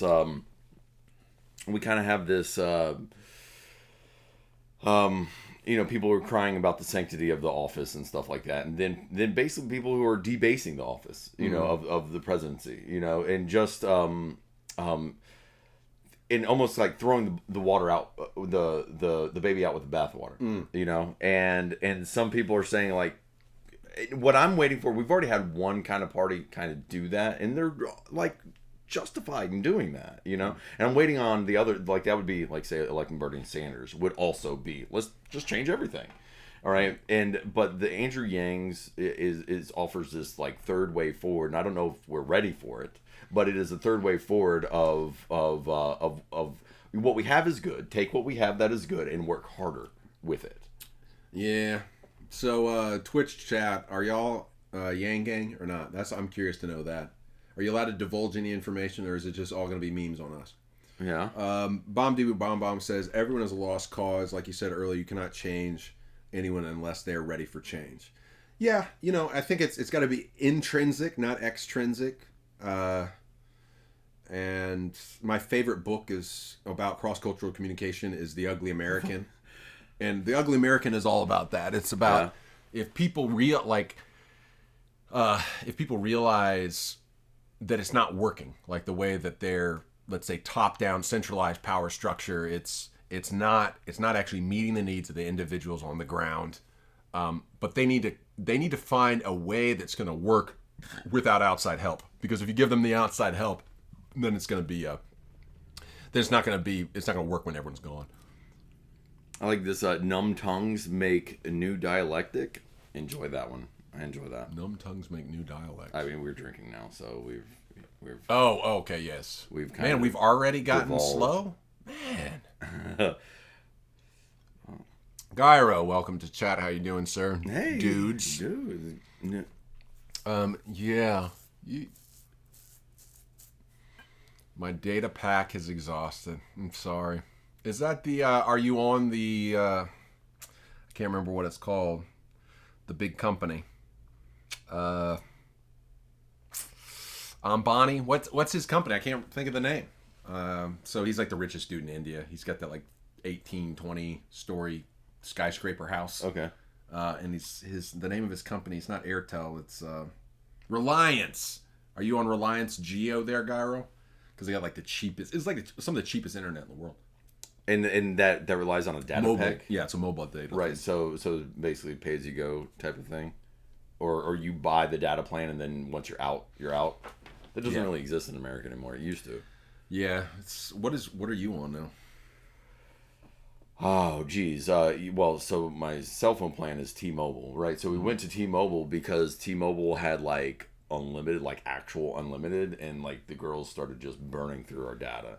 And so T-Mobile is not the best for like actual cell phone use, like calling people. Okay. But whatever, this unlimited, and so even like AT&T, they have unlimited, but they throttle you down. You know. So I got the AT&T, and I really haven't had a problem. Of course, I'm not consuming it to the same degree they are. I'm mostly on Twitter, so it's not really that big. So Gyro, a question for you. Y'all are the comedians. Like, why don't y'all start a show? Hey, this is an idea. Why don't you just start a No Face Docs show? I mean, all of you guys that have been on these groomed on these message board culture, I've never been quick-witted enough for that. Y'all are funnier than me. I know. Y'all like, are good. This is a show. Just like two columns, and you both just show your own chat, and that's it. That's the whole thing. You just go through. You go through and consume normie culture, and you just tear it to shreds. Like, come on, this is good comedy. Y'all are hecklers that are better than most hecklers. Think about how terrible they are in real life. They're drinking. They're like, yeah, well, you got a beard, man. They're terrible. So, I know I am ready for a fight. Let's go. Let's meet in the octagon. I'm ready. Oh, that's interesting. Yeah, I'm ready. You're ginger? You never had red hair. I don't think so. Did I? Improbable One asks, plan on watching El Camino? Yeah. Yes, I am. Yeah, my daughter's looking for it. Get off my lawn. I know. Yeah, I'm ready for El Camino. Yeah. So Sati's looking forward to that.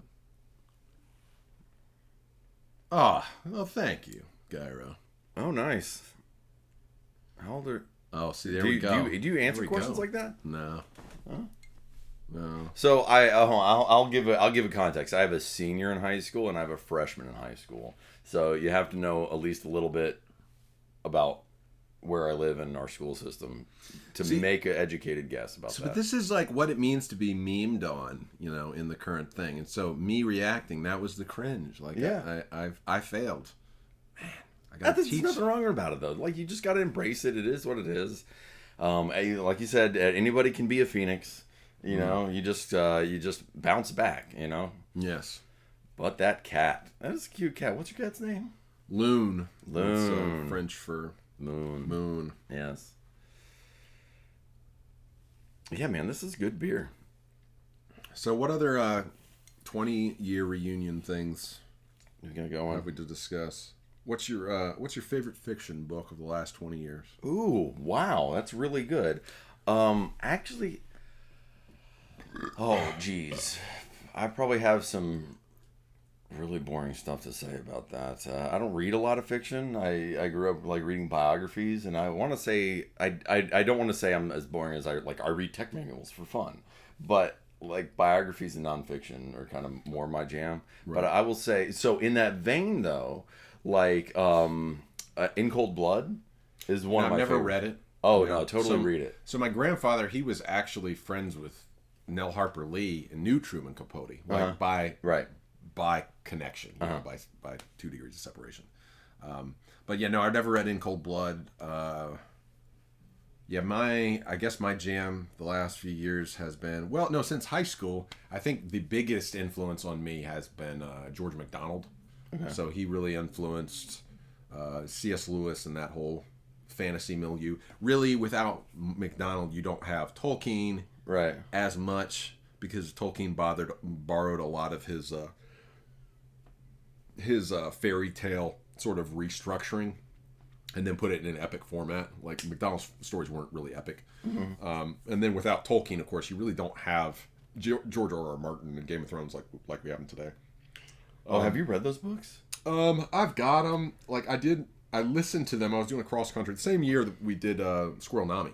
I listened to the books on audio. Right. They're like 45 hours long. Yeah. No, I've listened to, I think, 4 out of 5 of them or whatever. But it's easier when you're driving cross country. There's one, stretch of travel. There's 17 hours, so to have that, like it, but to read it, no, I just don't have the patience, man. That's why I actually like the show better than the books, because it was just it just kept going on forever.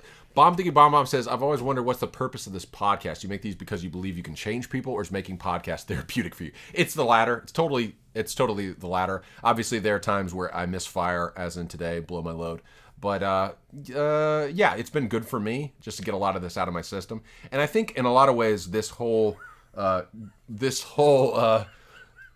like throwing the rocks at people, the peanut gallery is actually good for you.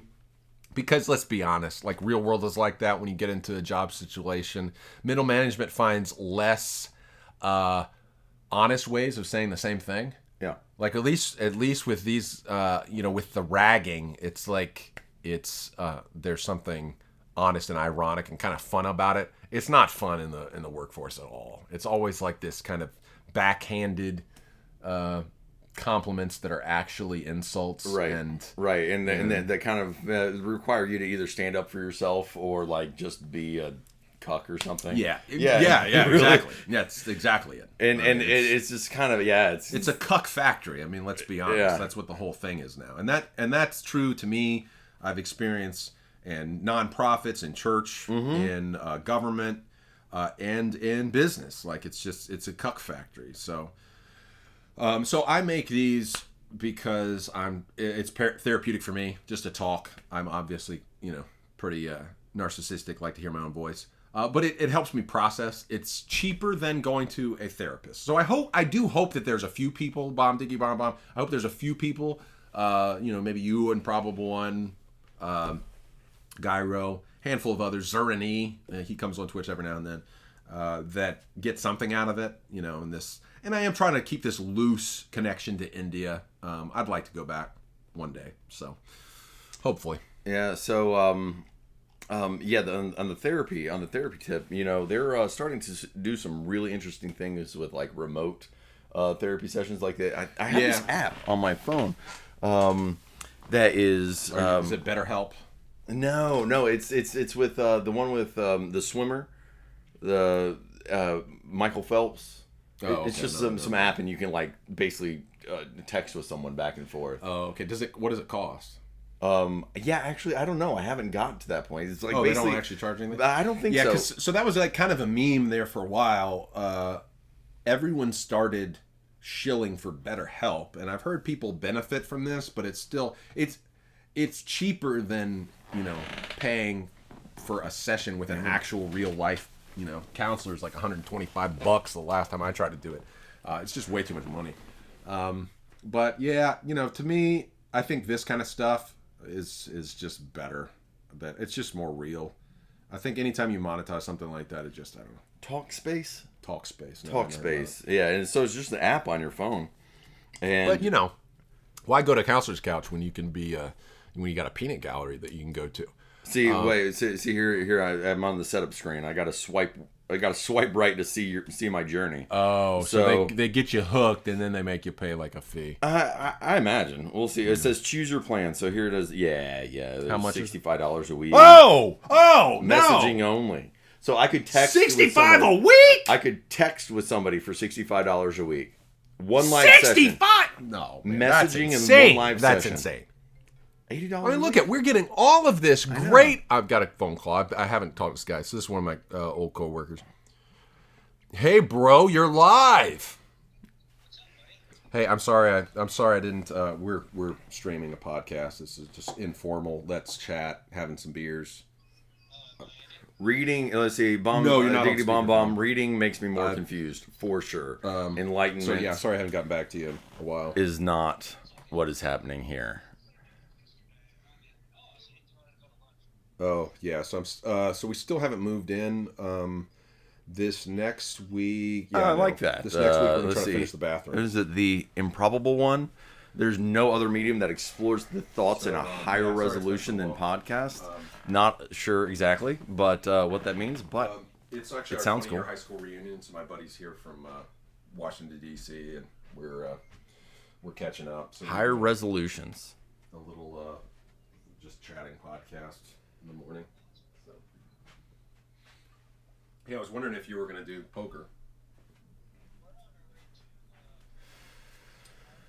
Oh, that's today. The Pirate Festival is on at Pier Park. Really? Yeah. I haven't been to Pier Park. I was telling Melissa. You've never been to Pier No, Park? I've been. The last time I was there, it was literally just Margaritaville. Oh wow. I mean, there was a couple other things, but like Margaritaville was the only good thing there. Man, I don't know if I had the energy for Pier Park and the reunion thing tonight. But yeah, thanks for calling. Yeah, sorry it's been a while. All right, well, I'll hit you up soon. We'll try to at least catch some lunch. What are your lunch days like? Work schedule? You just do what you want? Oh, okay. All right. All right, man. All right, I'll talk to you soon. All right, thanks, man. Bye. All right, man. Well, it's about to be 12 here. I think we should. All right. What did I miss? Bomb Digga Bomb is why do you get mad at people at the world at large who have different thoughts and beliefs than you? If the world wants to destroy itself, why are you wasting your time? Yeah, that's true. I mean, a little live and let live, I think, is fine. But the problem is, I don't know. I'm just, I'm a reactive person, man. I take things seriously. I'm a try hard. I just can't help it. I don't know. I play League of Legends and I try hard. Like, I don't want to lose any game. I never want to lose. If it's cringe, it's okay. It's just me. I don't know. They won't listen or worse. You will attract their attention and hate. Yeah, it's probably true. And I just need to let it roll off like water off a duck's back. But I've never been that great at that. Yeah, this is the one that I liked, right? Yes. So in problem one, I agree. I think that podcasts have become a good format for not just exchanging information, but exchanging information at a more, what is the word? In the flow of normal life level. Some of my favorite podcasts are those Rogan podcasts where the fight companions, where they're watching a fight, and they're drinking, they're eating cheese, they're talking shit. It goes from like locker room talk to deep philosophical discussion to talking about the fight. So it's pretty. It feels more organic. It feels less put on. And I think that's one of the things that our daughter's generation really hates. They hate anything that seems like it is for a consumer reason, like for a marketing brand or something like that. Right. And so in that sense, Twitch chat really is true. I mean, like when the shit talking comes our way, if we can't accept it, then we can't dish it out. So that's part of the locker room aesthetic. Like, what was it like? See, I missed out on the locker room IRL. Yeah. So what was the locker room Yeah, like? so actually, you know what? It's the weirdest thing. I was just thinking, like, I took a picture, I posted it to Facebook in our group there with Sean Owens, right? I saw him last night. Yeah. Almost didn't recognize him. He looks good. Yeah. He looks good. Sean and DJ and Lafayette, right? Yep. And so, much bigger dudes than me, like. We talked about football earlier, but they were solid defensive and offensive linemen. And yes, so like it's so weird because like we gave DJ hell in the locker room, right? Like because DJ was just kind of an awkward kid and like not naturally gifted. He was like the 6'5" Rudy, you know. Okay. Right. You know, of the locker room. And so, like, we gave him hell. By rights, like, he should have probably, like, killed us in a mass shooting, you know, because that's how the locker room was, you know. But he loves us, man. Like, and we love him, like, at this stage. And then Sean was also kind of like, Sean is, like, he's not from the Bay, you know. He's inland, you know, so he's a little bit redneck, you know. Right. So... And then of course Lafayette is from, you know, Martin Luther King Boulevard, right? So like so different, but this crucible called the locker room just kind of, you know, put us all together. And the crucible of the locker room. Yeah. But see, I mean, that's what a lot of chat, message board culture has turned into. I've noticed that especially Twitter has been colonized by message board culture, and of course Twitch chat culture, which is this kind of ruthless bullying, which is, I always like give into it. Like, whereas if it were in real life, I think I wouldn't know what to do. I would probably just be like, "Oh, are you serious?" Well, like this. So this last year, I worked. You would pivot. You wouldn't engage that person. You wouldn't engage. You would be like, "Yeah, I don't need to be here." Obviously, like. Well, I mean, but you can't, like, in the locker room situation, like, you can't really, like, get away from them totally, right? I mean, bullying is just part of the human reality. I think it's just kind of like, in a way, it's kind of helpful. And so I learned, again, I just missed out on this because, like, even in surfing, I would surf by myself. I wouldn't often surf with other people, so I missed out on all the banter and all the shit talking. So working in the reconstruction biz around here after the hurricane, they made fun of me for how I drove a trailer. I was terrible driving a trailer. So backing the trailer up is like, you know, it's going all over the place. So there's this one time where I had to do a pretty complicated backing the trailer into this yard, and all the debris was along the side of the road. So I had to thread the needle across a ditch, and so my other employee, he had to stop traffic for me. And lo and behold, one of our other workers, he's a Cuban dude, is kind of a veteran in the business. He happened to be pulling up on the same road. It was just one of those weird coincidences. Mm-hmm. He happened to be the first person in the line, and I was real nervous because I had to stop traffic. I hate doing stuff like that where I have to, like, stop, like, inconvenience other people. So I'm going to back up, and I hear him start talking shit. He's like, "Hurry the fuck up, you asshole!" And so when he said that, for some reason, it was like, I finally understand. Like, his shit talking actually, like, empowered me. I felt like it. I don't know. It's like you were being motivated by embarrassment. Yeah. To be a better driver. Yeah. Yeah. And I did it. Like, I threaded the needle. It was the first time I actually did a legitimately good trailer move. Right. And it was in a high stress situation. And I don't know, when you get to that, and then there was another guy I worked out with another company in the last couple months, and he's kind of feared because he would just lose his shit, and he beat a number of dudes up, like off hours. And but for some reason, he just reminded me of my dad. My dad's a ex-convict, and so I don't know. I just had so much fun with him. When he got pissed off, you were just like, okay. Yeah.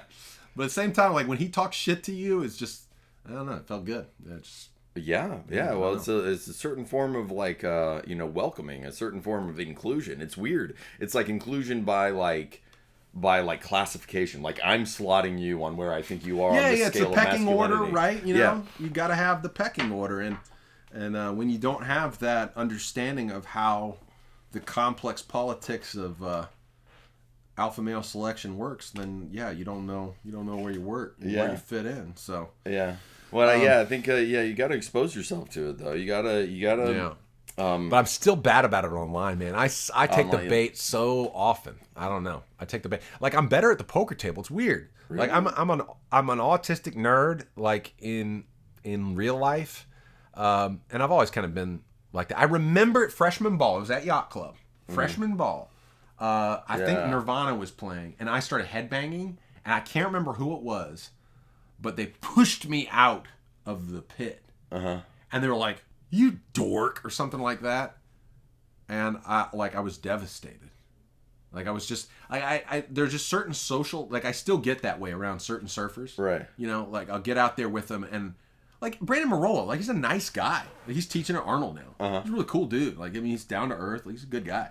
But like I revert back to high school with him. Yeah, like, it's so if I'm crazy. around You're him, always I'm that like, dude. Hey, Brandon, how's it going, Yeah.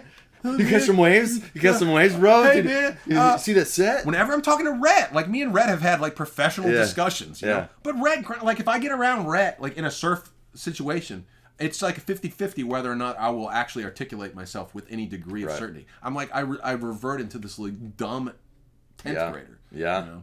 Yeah, so for it's sure. some weird thing. I don't know what it is about that. But I think, the Twitch chat thing I still have given in. So they won for today, but too too dialectic. Win, lose, too dialectic. Win, lose, it's too dialectic. We're having if you a do good want to time. spar, though, precursor and slapping sacks, if you do want to spar, I'm up, man. I'm up for it. Homo.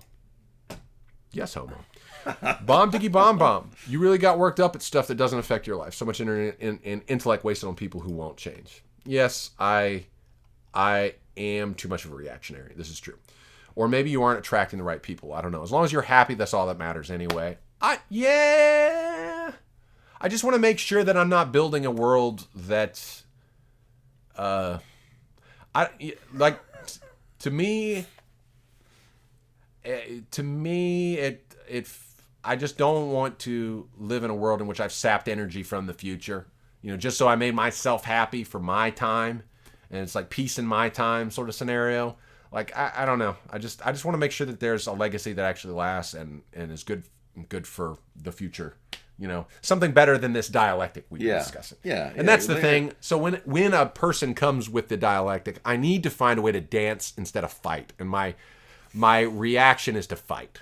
So my reaction should be like Wang Chung, you know, it's like dodge. I mean, you look at like Tyson Fury, that dude is enormous, the boxer, but he still is like the Matrix. Like he can dodge punches, like even though he's so big. I want to be agile like that. And you're right. My problem is that I react in a violent way or I let the antagonism get to me instead of just dancing.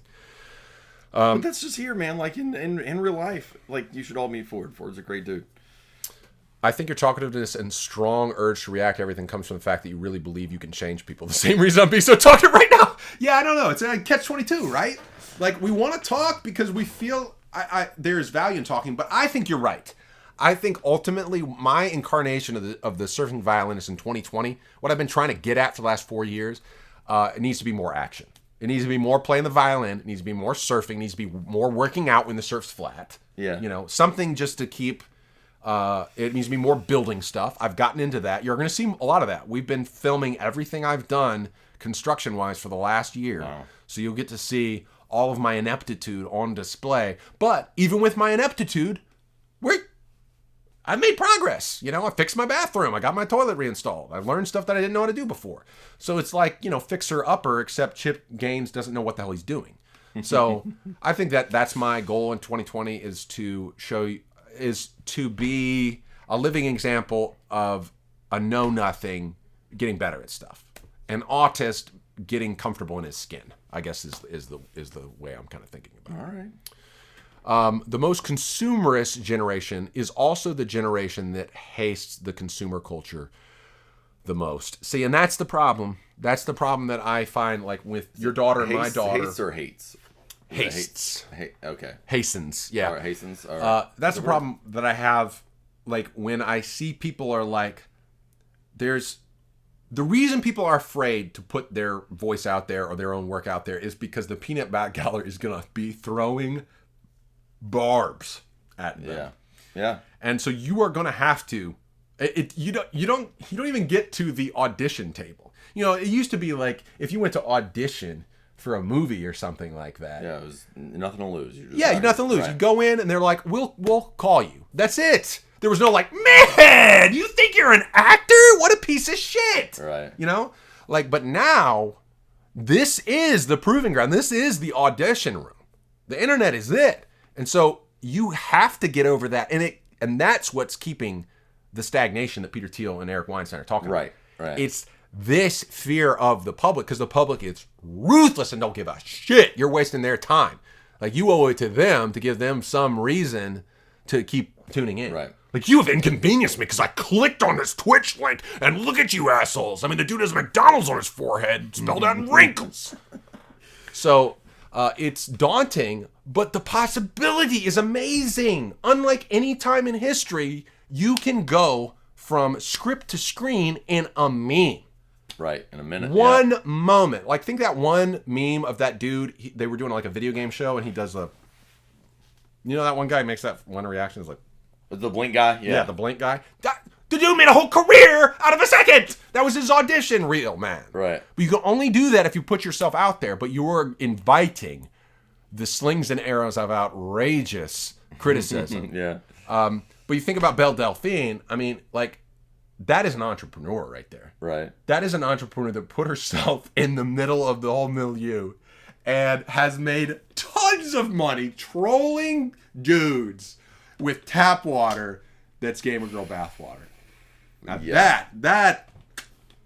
that's but what branding master. what level of value is that really providing to besides to her, you know? Yeah, I mean, but I don't know. I gotta respect the hustle to some degree. Sometimes you do have to respect the hustle. Gamer Girl bathwater. Gamer Girl bathwater. I mean, it is like a lot of the music we listen to growing up. Like, what actual value does it have other than the Bill and Ted? Right. You know, like if they're watching Belle Delphine, are they killing each other? Right. No. Yeah. That's pacification, man. And sometimes that's fine. It kind of looks like this is Will stealing electricity from the living room. Yeah, it's Will, we were talking about Will's in the band. Yes. Could be worse. We've got a celebrity in the house. Yeah. I think Will played guitar. Yeah, was it guitar? Did you play guitar or bass? If you're still in there, let us know. Yeah, but Will's dad. I watched the O.J. Simpson trial in Will's dad's classroom. That's right, law. It was the best class in Bay High history. It really was. That was the funnest class. You want to talk about a peanut gallery? Yeah. Like, everybody was part of the peanut. That was message board culture. Yeah. Man. It was ruthless. So that class ranks up there with so in college, you know, I studied history in college, and I had a teacher. I was studying like ancient, like Roman history, and because that's all that was taught in history at the small college that I went to. It was University of South Florida, but it had a small history department. But the guy just was like, I'm retiring this year. And so his last class was just like connecting the dots, how like the Punic Wars and like the Middle Eastern wars that we're always involved in are like the same thing. Oh, interesting. Yeah. Because it was just his, and then I changed and I ended up studying like Southern history, you know, post antebellum Southern history, right? But anyhow, his last class, Will Tarrant's dad, his history or law class or whatever was like that. Right. And some of it was, you know, we lucked out because right. O.J. Simpson happened right. at the same time, but it was really, I mean, like, look, we talked about the Manson family and stuff, and how the Beatles. I remember the Manson thing. Yeah. Yeah, that was a phenomenal class. It was. Shout out to Mr. Terry. Mr. Terry, one of the best teachers we've ever had. Yeah. And you know what? That was the first time we were in class with like seniors and stuff. Yeah, I was an asshole in that class, so maybe this is karma. Yeah. Slapping Sachs and the other dude coming they were in class with because you. Yeah, I did some. I said something I've regretted ever since. I slut shamed as the like very vocally a young woman, and it brought the house down. It was like the most bullying thing I've ever done. I can't remember. I went through this period when I went up. I literally did what Adam Sandler does in Billy Madison, like calling the people that he did wrong by in high school. Yeah. Like, I actually did that. I can't remember if I called her or not. I felt so bad for years about that, man. Like, it was very it was awful. Oh, but the milieu, there's something about that open sort of locker room format where everyone's just talking shit. Right. Yeah, there's a fertilizer there for other. So that was interesting that you brain said. fire. Yeah, well, so there was seniors and they would talk. Oh, okay. So like they could talk shit. They would like yell across the room. Well, Will would come. Yeah. Will would come and flick his dad off. Yeah. And his dad would flick him back off. Yeah. It was like, oh wow, he's allowed to do that. This is awesome. But then, like, we like real. yeah, but we Real couldn't. We just didn't have the grasp of it, back then. It's the first time kind of being exposed to that. I guess we kind of live sheltered youths, Yeah, for sure. Especially being. Okay. But yeah, going back to Gyro, you said the most consumerist generation is also a generation that hastens the consumer culture the most, because we don't really think about how we got here. So it's just, we just use the app. We don't think about the fact that it's a corporation making the app. We don't think about the fact that that corporation is dependent upon the IPO, which is dependent upon the board, which is dependent upon all these like interlocking mechanisms. And so we just take things at face value. We had this microwave view of things. You press a button and you get the thing. And you don't realize all that went into it. So I believe when everyone's talking about this milieu, this debate, the dialectic of capitalism versus communism, I just think it's such an oversimplification. Really, the problem is it's this weird consumerism that prioritizes disposable, replaceable content, where it doesn't matter. It's like tomorrow, yesterday's Ghostbusters reboot is today's Joker reboot. Like it doesn't matter. It's the same thing. It's all just trying to get you to buy. But even in this sort of consumer world, you can still make content that still affects people. And both of those movies affected people in their own way. So I don't think it's a closed system as much as we want to think it is. It's just we need to find a way to channel that energy, the inspiration that you get from whatever you're consuming, into something that actually builds something different. Like houses that don't break. Like Right. cars that don't devalue as soon as you drive them off the lot. Like computers that you don't have to upgrade every 6 months. So I feel like we're doing that with software, but I think it needs to kind of get into real life. Yeah. So man, this is really, really interesting, man. I think we should go to lunch or something. Okay. Yeah. We'll finish up with the chat. We only got a couple of people left. I swear, like 3 hours in, man, people are starting to add each other. This is fun. So Bomb Diggy Bomb Bomb, longtime viewers, Gyro and Bomb Diggy Bomb Bomb, thank you for hanging with us. Thank you, Bomb Diggy Bomb Bomb, for not canceling me for my comment about RSS. I know they're good members of the RSS. It was People on both sides. Well, no, I do think they're good members of the RSS. I am not convinced they're good members of the KKK necessarily. I just think most of them are just misled. Bomb Diggy Bomb Bomb and Gyro have this little conversation here. That's a very general statement. Please give an example to help me understand what you mean. We'll see if he comes up with it. Will Terry, it kind of looks like they're stealing electricity from the living room. Was that our other commenters? What's that?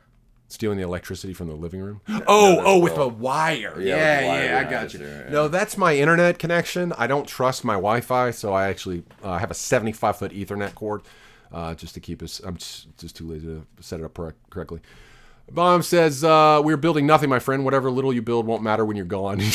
Our resident nihilist in the group. You react in an honest way. You cannot force yourself to not react. That's true. In problem one, anyone can pick a frame and time where nothing matters. I've learned the response to nihilism. I'm having a hard time following. Where's I've learned the response to nihilism? Improbable one.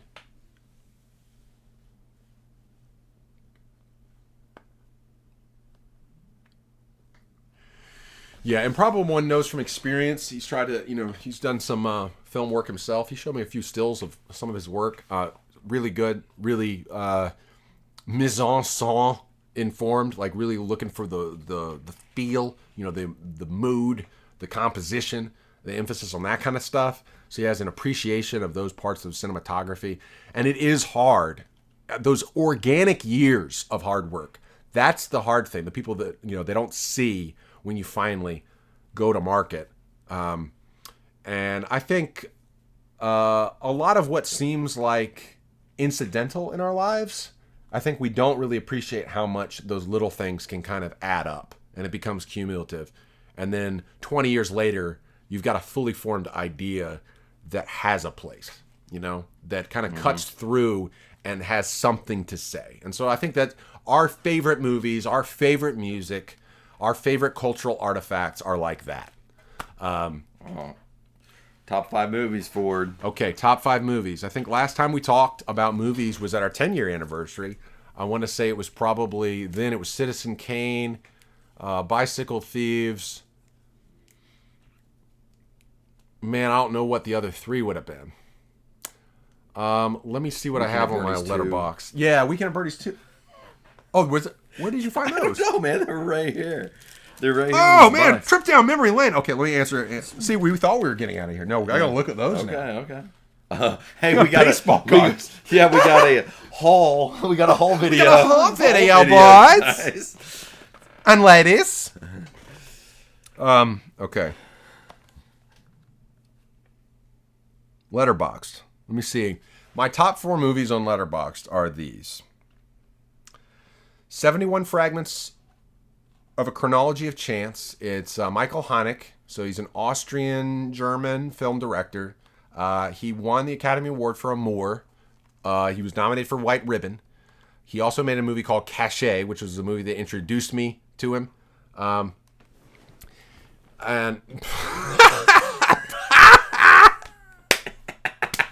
blind off your guts, dude. We had 1 beer. What are you talking about?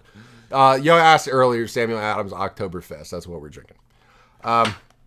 71 Fragments of a Chronology of Chance. This was one of Michael Haneke's earlier movies, made in about 1994. He, before Gus Van Sant's Elephant and before the Columbine massacre, predicted Columbine. This movie is it's one of the most boring movies you ever watch because Michael Haneke is really on Bertolt Brecht's dick. Like, he really believes that in this, like, alienating the viewer and like everything is artificial. And so he's really Bertolt Brechtian.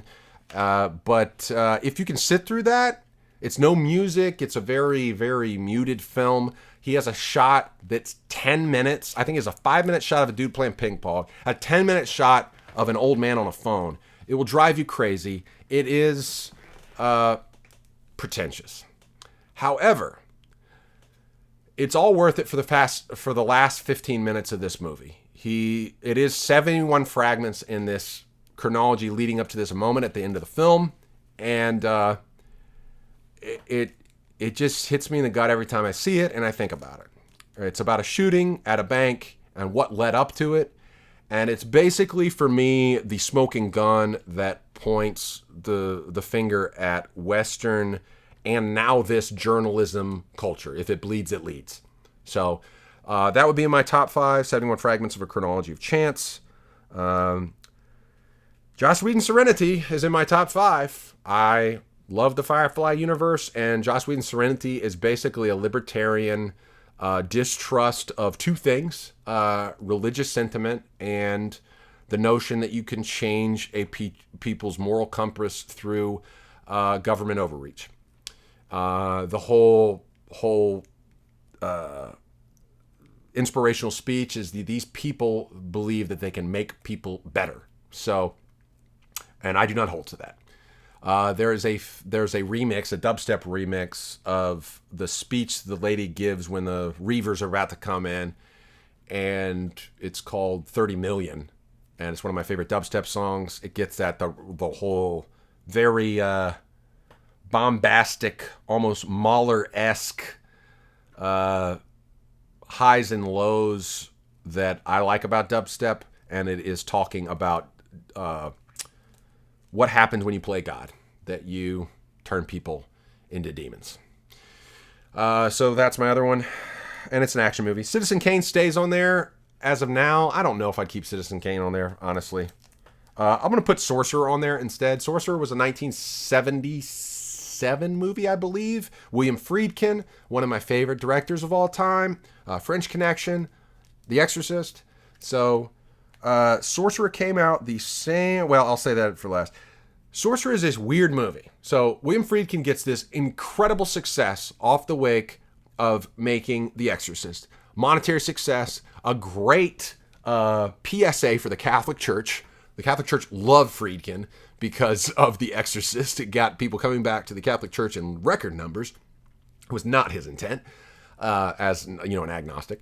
But he made all this money and decided to make a more personal film to him. He really liked The Exorcist, but it had a different intent than he was going for. So Sorcerer is such a ballsy movie. It is a mainstream Hollywood movie that does not feature the main character until 16 minutes. Roy Scheider does not have his face show up on screen until 16 minutes into the runtime. The first 3 scenes are in different countries, and they're all in different languages. Can you imagine walking into a blockbuster movie in 1977 and not hearing English for the first 15 minutes? This is like an indie film at the mainstream level. This dude's just ballsy as hell. He got in fights with Roy Scheider. They didn't see eye to eye on stuff. They had to rebuild the penultimate sequence, like the crux of the movie is this crossing over this rope bridge in the rain. They built this in Haiti or something like that, and the river dried up. There was a drought. It cost them $1 million to build the bridge. It broke, so they had to go rebuild it. It was like a mechanical bridge to make it look like the thing was swaying. They had to rebuild the thing. The movie tanked. It ended up losing $5 million or something like that. Maybe not quite that much. It looked like it was kind of doing okay in the theaters until the next week after its release, when Star Wars came out. No one's ever heard of Sorcerer because Star Wars came out and stole all of William Friedkin's thunder. That movie is so good. It is a trip into the heart of darkness in a way that Apocalypse Now wants to be.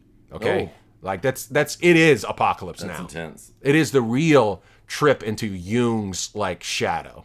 I love this movie, especially as someone who's come back from living overseas. This movie is about people running from their past and then facing hell. And hell comes in the form of God as the pillar of fire. I love this movie, dude. It's, all time. So Sorcerer for me. It has one real weak moment. Some of the music doesn't really hold up. It's, I can't remember the name of the band. It's like Nectarine Dream or something like that. Some synthy thing. So the music kind of doesn't really work as much. William Friedkin's penchant for rack zooms don't really hold up as much. He's got all this camera movement and shit. But that movie is on my all-time. How to Train Your Dragon is in my top 5. How to Train Your Dragon is a coming-of-age story about a father and son competing over the very dialectic we're discussing. Right. He wants to preserve the past, which is killing dragons, and the son can't bring himself to kill the dragon. And he says, I was too much of a coward to kill it. I'm the first Viking to not be able to kill a dragon. And America Ferrero's character says, but you're the first to ride one, though.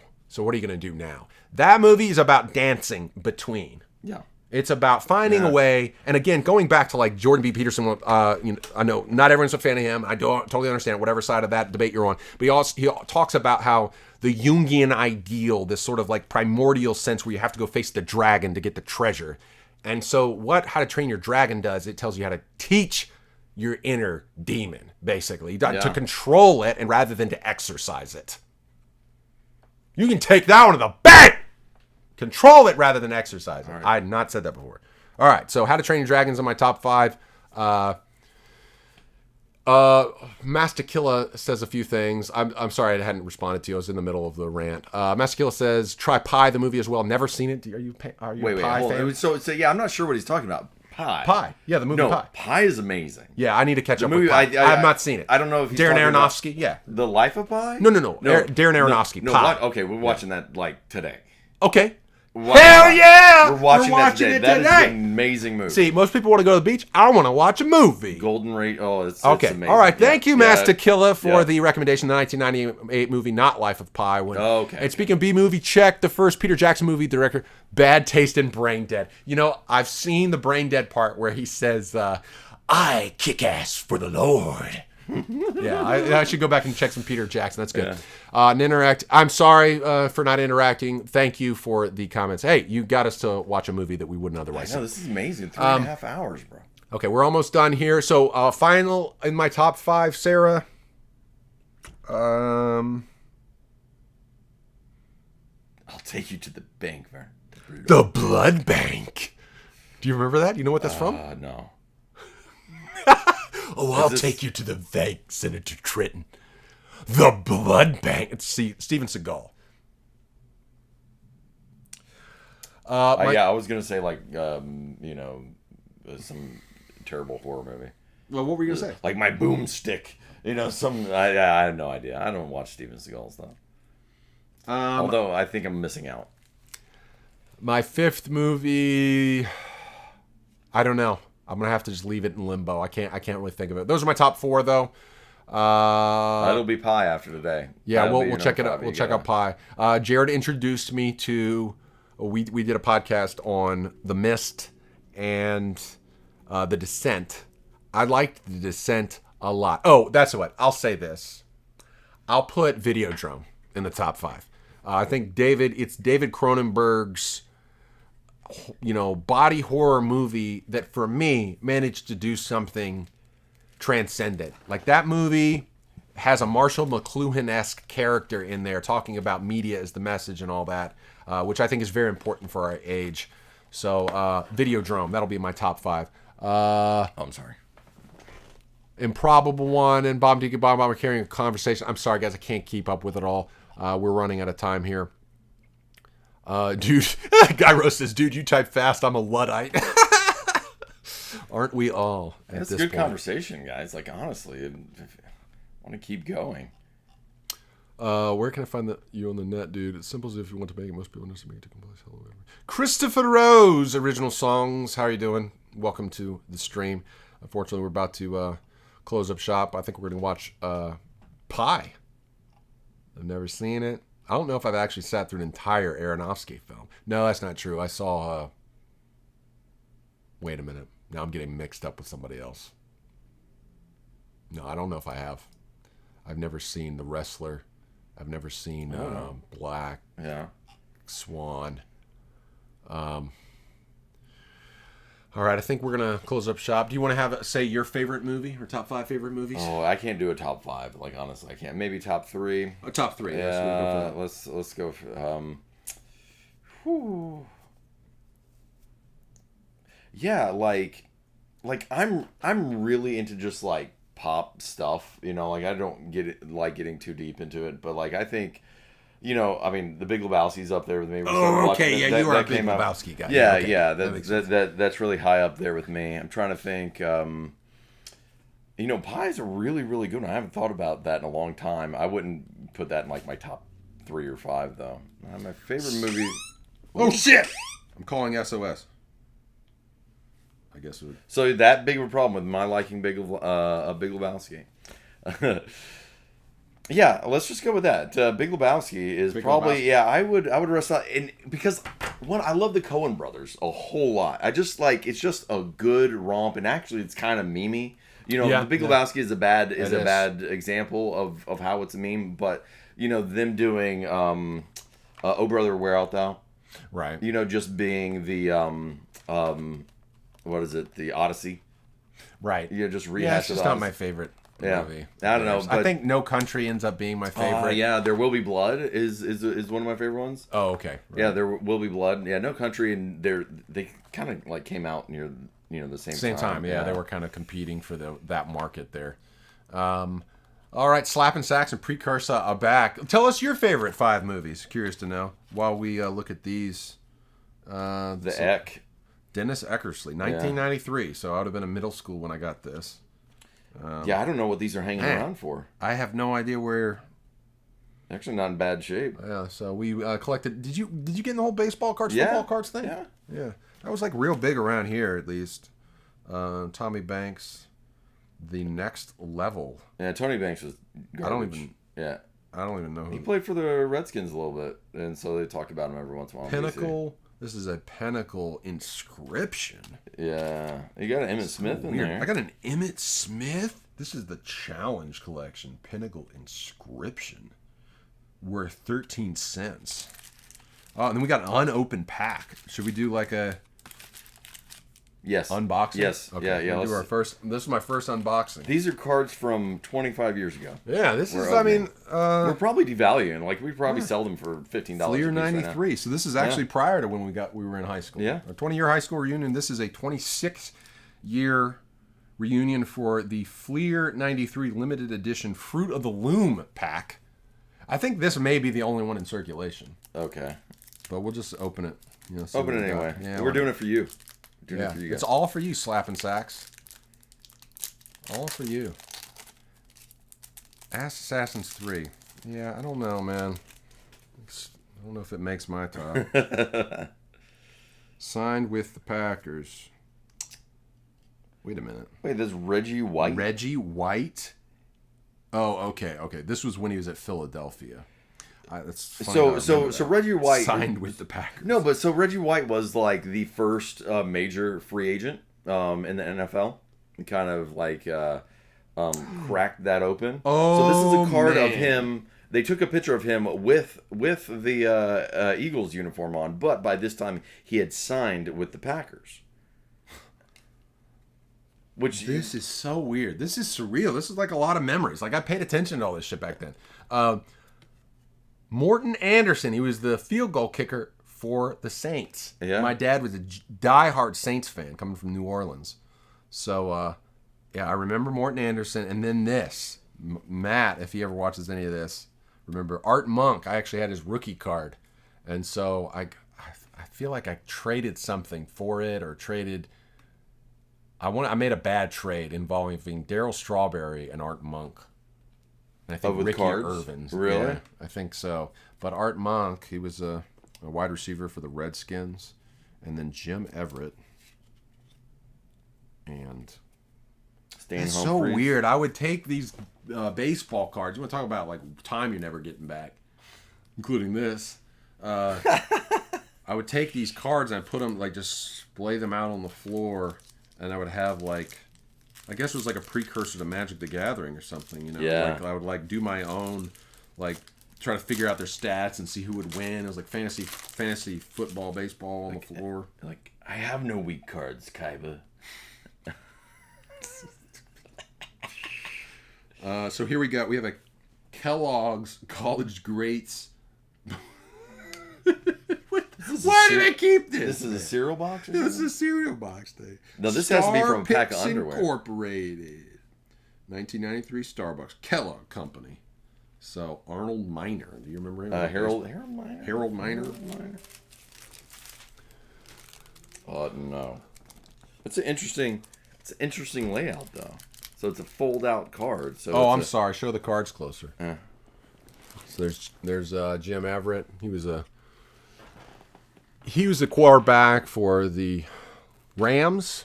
They were L.A. Rams. Yeah, back L.A. then. Yeah, in the 90s they were still L.A. And then Art Monk. I had his rookie card back another time. Stan Humphries for the San Diego Chargers. He took I think he took the Chargers to the Super Bowl and they got obliterated Really? by the Chargers went to the Super Bowl? Yeah, and they played the 49ers. Steve Young beat the brakes off them. Kennedy. Cortez Kennedy. I Yeah, don't he remember. was one of the better defensive linemen in the Seahawks. NFL. But he did play for the Seahawks, which were very bad at that point. Morton Anderson, he was, our hero as Saints fans because he was a pretty good field goal kicker. I do remember that. Yeah. And then Reggie White.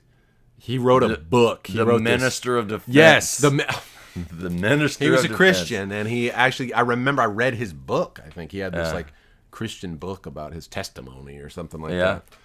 Goody Christian at the time. And then Fleer 93, another set of limited edition baseball cards. Why did I? These are like Bobo brand cards, Well, the Pinnacle ones, those are nice. But that's true. Yeah. Fleer is. Precursor now following. Oh, man. You really you got addicted to the McDonald's, right? You feel sorry that it's encoded on my DNA. Slapping Sacks. Are they the same All person right. now because you're making the same comment? Trannies. Man, yeah. I don't know. Maybe they are the same person. Maybe this is someone I know. And they're crimping me. Oh, Tom Glavine. Tom Glavine of the Braves. Thanks for the follows. So Tom Glavine Dudes. played for the Braves. He was like the OG good pitcher for the Braves, and then they picked up Greg Maddux, who became Yeah, I the remember ace. that name. But Tom Glavine actually came through the system. He's a good guy. And this is Eric Karros. Do you remember Eric that name? Karros, yeah, first baseman for the Wow, Dodgers? that's impressive, dude. Man, think about all this information that we have from yesteryear. Man, Like, I had this dream when I was in high school because I used to follow, before fantasy football and stuff, you used to just follow stuff with box scores in the paper. In the paper, Right. yeah. No, I totally forgot about that. And I had this dream that you could tell stories with box scores. Like you could do the Iliad and the Odyssey in a box score. You could be like character, so 12 characters, and it's kills, saves, XP, So weird. You totally can now. But yeah, so I was big into this stuff, man. Eric Carrow's All-Star, probably, I think. Certainly better defensive first baseman than offensive player. Eric Carroll. I don't even remember that name. Always disappointing. Tony Gwynn with the Padres. Batting champ Tony Gwynn died of cancer. Really? Yeah. Well, he dipped a lot, and I don't know that he died. I think it was esophageal cancer. And, Well, he was born in 1960, so he lived a good life. right. But he was his batting average was good. Yeah, he was the closest to batting 400 in a season that we've ever seen. He was good. 327.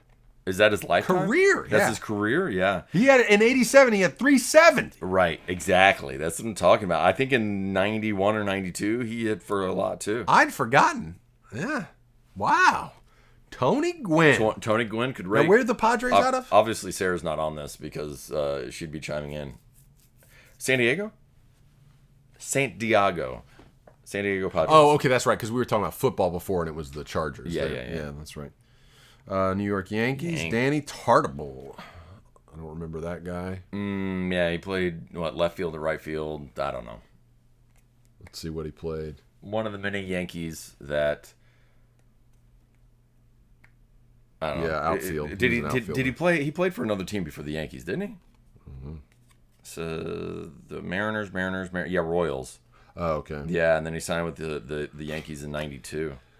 So whatever reason, I picked arbitrary things because I was trying to be a hipster even as a kid. Yeah. Chuck Knobloch was my favorite player. Yeah. I have no idea why. I just thought he was cool, So I rooted for Knobloch with the Twins against the A's. Yeah. Isn't that right? Yeah. Jose Canseco? No, against the Blue Jays. What, in the World Series? Yeah. No, you're talking about... No, he played against the Braves. Chuck Knobloch. Against the Braves, really? He was playing with the Twins, though? Yeah. Twins against the Okay, Braves. now, really? no. He did play for the Yankees. So, interesting thing about Chuck Knobloch is that he developed a nervous twitch. He played second base. See, no wonder I He thought played was second cool. He had base a and nervous twitch. could not throw the ball to first base. There's videos of him doing this over and over and over again. He can't release the ball. Oh, weird. Yeah. So 1991, that would have been it. I was rooting for the Twins against the... he was the Braves. Yeah. I'd forgotten about that. Which that's odd being from here. Atlanta is... I rooted for... That was so typical of me. Yeah. I hated FSU Yeah. and I rooted for Florida. Right. I hated the Braves and I rooted for the Twins. Why? I was such a contrarian even then. Yeah. So weird. Oh, and you got another Dennis Eckersley. Okay, yeah, we got another Dennis Eckersley. Man, look at him, dude. This is peak male performance right here. That is, yes. He's got the hair.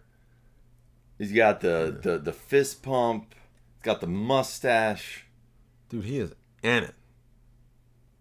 The Athletics had that cool, underline, on their logo. Yeah. It's a Green unique and yellow. green and yellow. Yep. Green and yellow. There's a blog that I follow called Uniwatch. Mm-hmm. Uniwatch. I was a big fan of that color scheme. It's all about uniform design. It's really good blog. I've been reading it for probably 20 years, at least. So Slap and Sacks talking about Darren Lockyer. What is that? Who's that? Darren Lockyer? And then OJ, and then Bill Cosby. The very prominent lineman for. I just totally blanked. What? That What you joke mean? failed. You I mean was O.J. gonna- Simpson? No, they mentioned O.J. Simpson, then they started going off into out of sports mode, talking about something else. Red Sox. Yeah, I actually just kind of fell off the baseball bandwagon after We have Stockport Country Football. Interesting. Triumphed over every hurdle. I have no idea what's happening here. But NRL. So what's that? National Rugby League? I have no idea. Don't go. We have the football here, Stockport County Football. All right. I think we're going to wrap it up. That does. You Google Darren Lockyer, Rogo. It does sound familiar. I'm embarrassed. I don't know. Greatest halfback? Oh no, you're probably talking about soccer. Oh, he's a rugby dude. Oh, so that's why we had National Rugby League. That's if we had Jensen here, he could school us on that. He's our other huge dude. Yeah, our other buddy Jensen, he's big into the rugby. He played for a while, right? Yeah, he did out of Cincinnati. 5'10", so he's my size, but way stockier. Yeah, he's only 4 years older than me. Wait, it's not rugby, it's footy. Okay. Oh, are y'all from Australia? That's what you call it? You call it footy? Gotta be. We call it rugby. But, you know, again, our football shouldn't be called football anyway. What should we call it? Footy. Well, I mean, it's in the title, Rugby League. So. Oh, yeah. It's footy. Footy. It is a... Your footy isn't footy. No, you're right. Yeah, I agree on that. It's all right. Well, thanks to everyone still around. If you are part of the class of '99, we'll see y'all tonight. It's kind of soft without the padding, but there is the What do you think about that argument? It's kind of soft with all the padding. It's ironic. With the padding forces people to launch each other at launch harder. themselves at like missiles. So right, like you self-correct if you don't have the padding, right? Because you just don't want to get a head injury every freaking time you're running through that. Right. And so with the padding, I feel like it makes it more violent collisions. So you don't notice the damage as much up front, but that's why a lot of these guys end up with brain damage later on. Yeah. So Bomb Diggy Bomb giving professional advice. Like, I mean, come on, man. Like, it's a little more complicated than all that, the way you're putting it. It's like more platitudes is not going to get us out of this thing, right? Like, come on. Watch a game of footy. Okay, I'll call it by its proper name. Well, I learned something. Footy. Yeah. It's like your opinion. That's a Big Lebowski thing. Yeah, it's just like your opinion, man. Nice. It's good. Let's see if we can find that. Good one. But no, hey, Bomb Diggy Bomb, we're coming back. We're gonna put our own stuff up. It's just sometimes you gotta step back away from the plate. Resize up everything, and that's just like your opinion, man. There it is. Yeah. Well, that's just like your opinion, man. All right, that's it. That's it. All right, we're out for today. We'll see you next week. Slapping Sacks and Presumptuous, whatever your name was. Where'd you go, man? Precursor. You want to come back and see the McDonald's Golden Arches? You're welcome. Next week, I'm not really sure who we're going to have on. Jared might be back. And we've got a humdinger for you. We've got this, I created a map of proposed, what is the way to put this? Decentralized states of America, in which every state becomes its own sovereign nation. So it'll be a loose confederation. And you pick where you want to go, basically. And so every place is defined by the hill that they want to die on. Is basically it. Okay. So the political, social, economic, cultural hill they want to die on. So it's mostly comedic, but it's really designed to try to get people thinking about what is their most important hot button. And it doesn't necessarily need to be political. And that's the thing that frustrates me about most of our debates is we're thinking in terms of what you should prohibit someone else from doing instead of thinking like what you actually want to spend your time doing, which this debate between Bomb Diggy Bomb and Improbable One's been about. It's like we all we, like Improbable One, like me, like what we're interested with the internet is what we can create out of it, what we can actually make of it. But it is daunting because, you know, when you stick your neck out, you just you meet the peanut gallery, Slapping Sacks and Precursor. They're gonna to bring some notes to the table. Let's put it that way. Like whenever you do, that's where the casting call becomes ruthless, is when you actually get the movie being made, a producer comes back with notes, and it is like the peanut gallery. It's like, this is shit, this is shit, this is shit, this is shit, you're over budget, and oh, we tested this with this screening, and these people think you're an idiot. You know, so it's constant like recalibrating, and that takes a lot of time to work up the not just the balls, but to make sure that your ducks are in a row and that you got a thick enough skin to weather it. And, you know, even I proved even today that, like, you know, you can't go into this thing being a snowflake. You can't go into this thing thinking that it's going to be easy and everyone's just going to be like, oh, he's making a movie. We all love him. Like, everyone's trying to make a movie. And 90% of them are garbage. So. All right. Slapping Sack says he'll be back. All right. Godspeed. Thank you, Christopher. Slapping Sacks, Precursor, Improbable One, Bomb Diggy Bomb Bomb, and the class of '99. We'll see you later.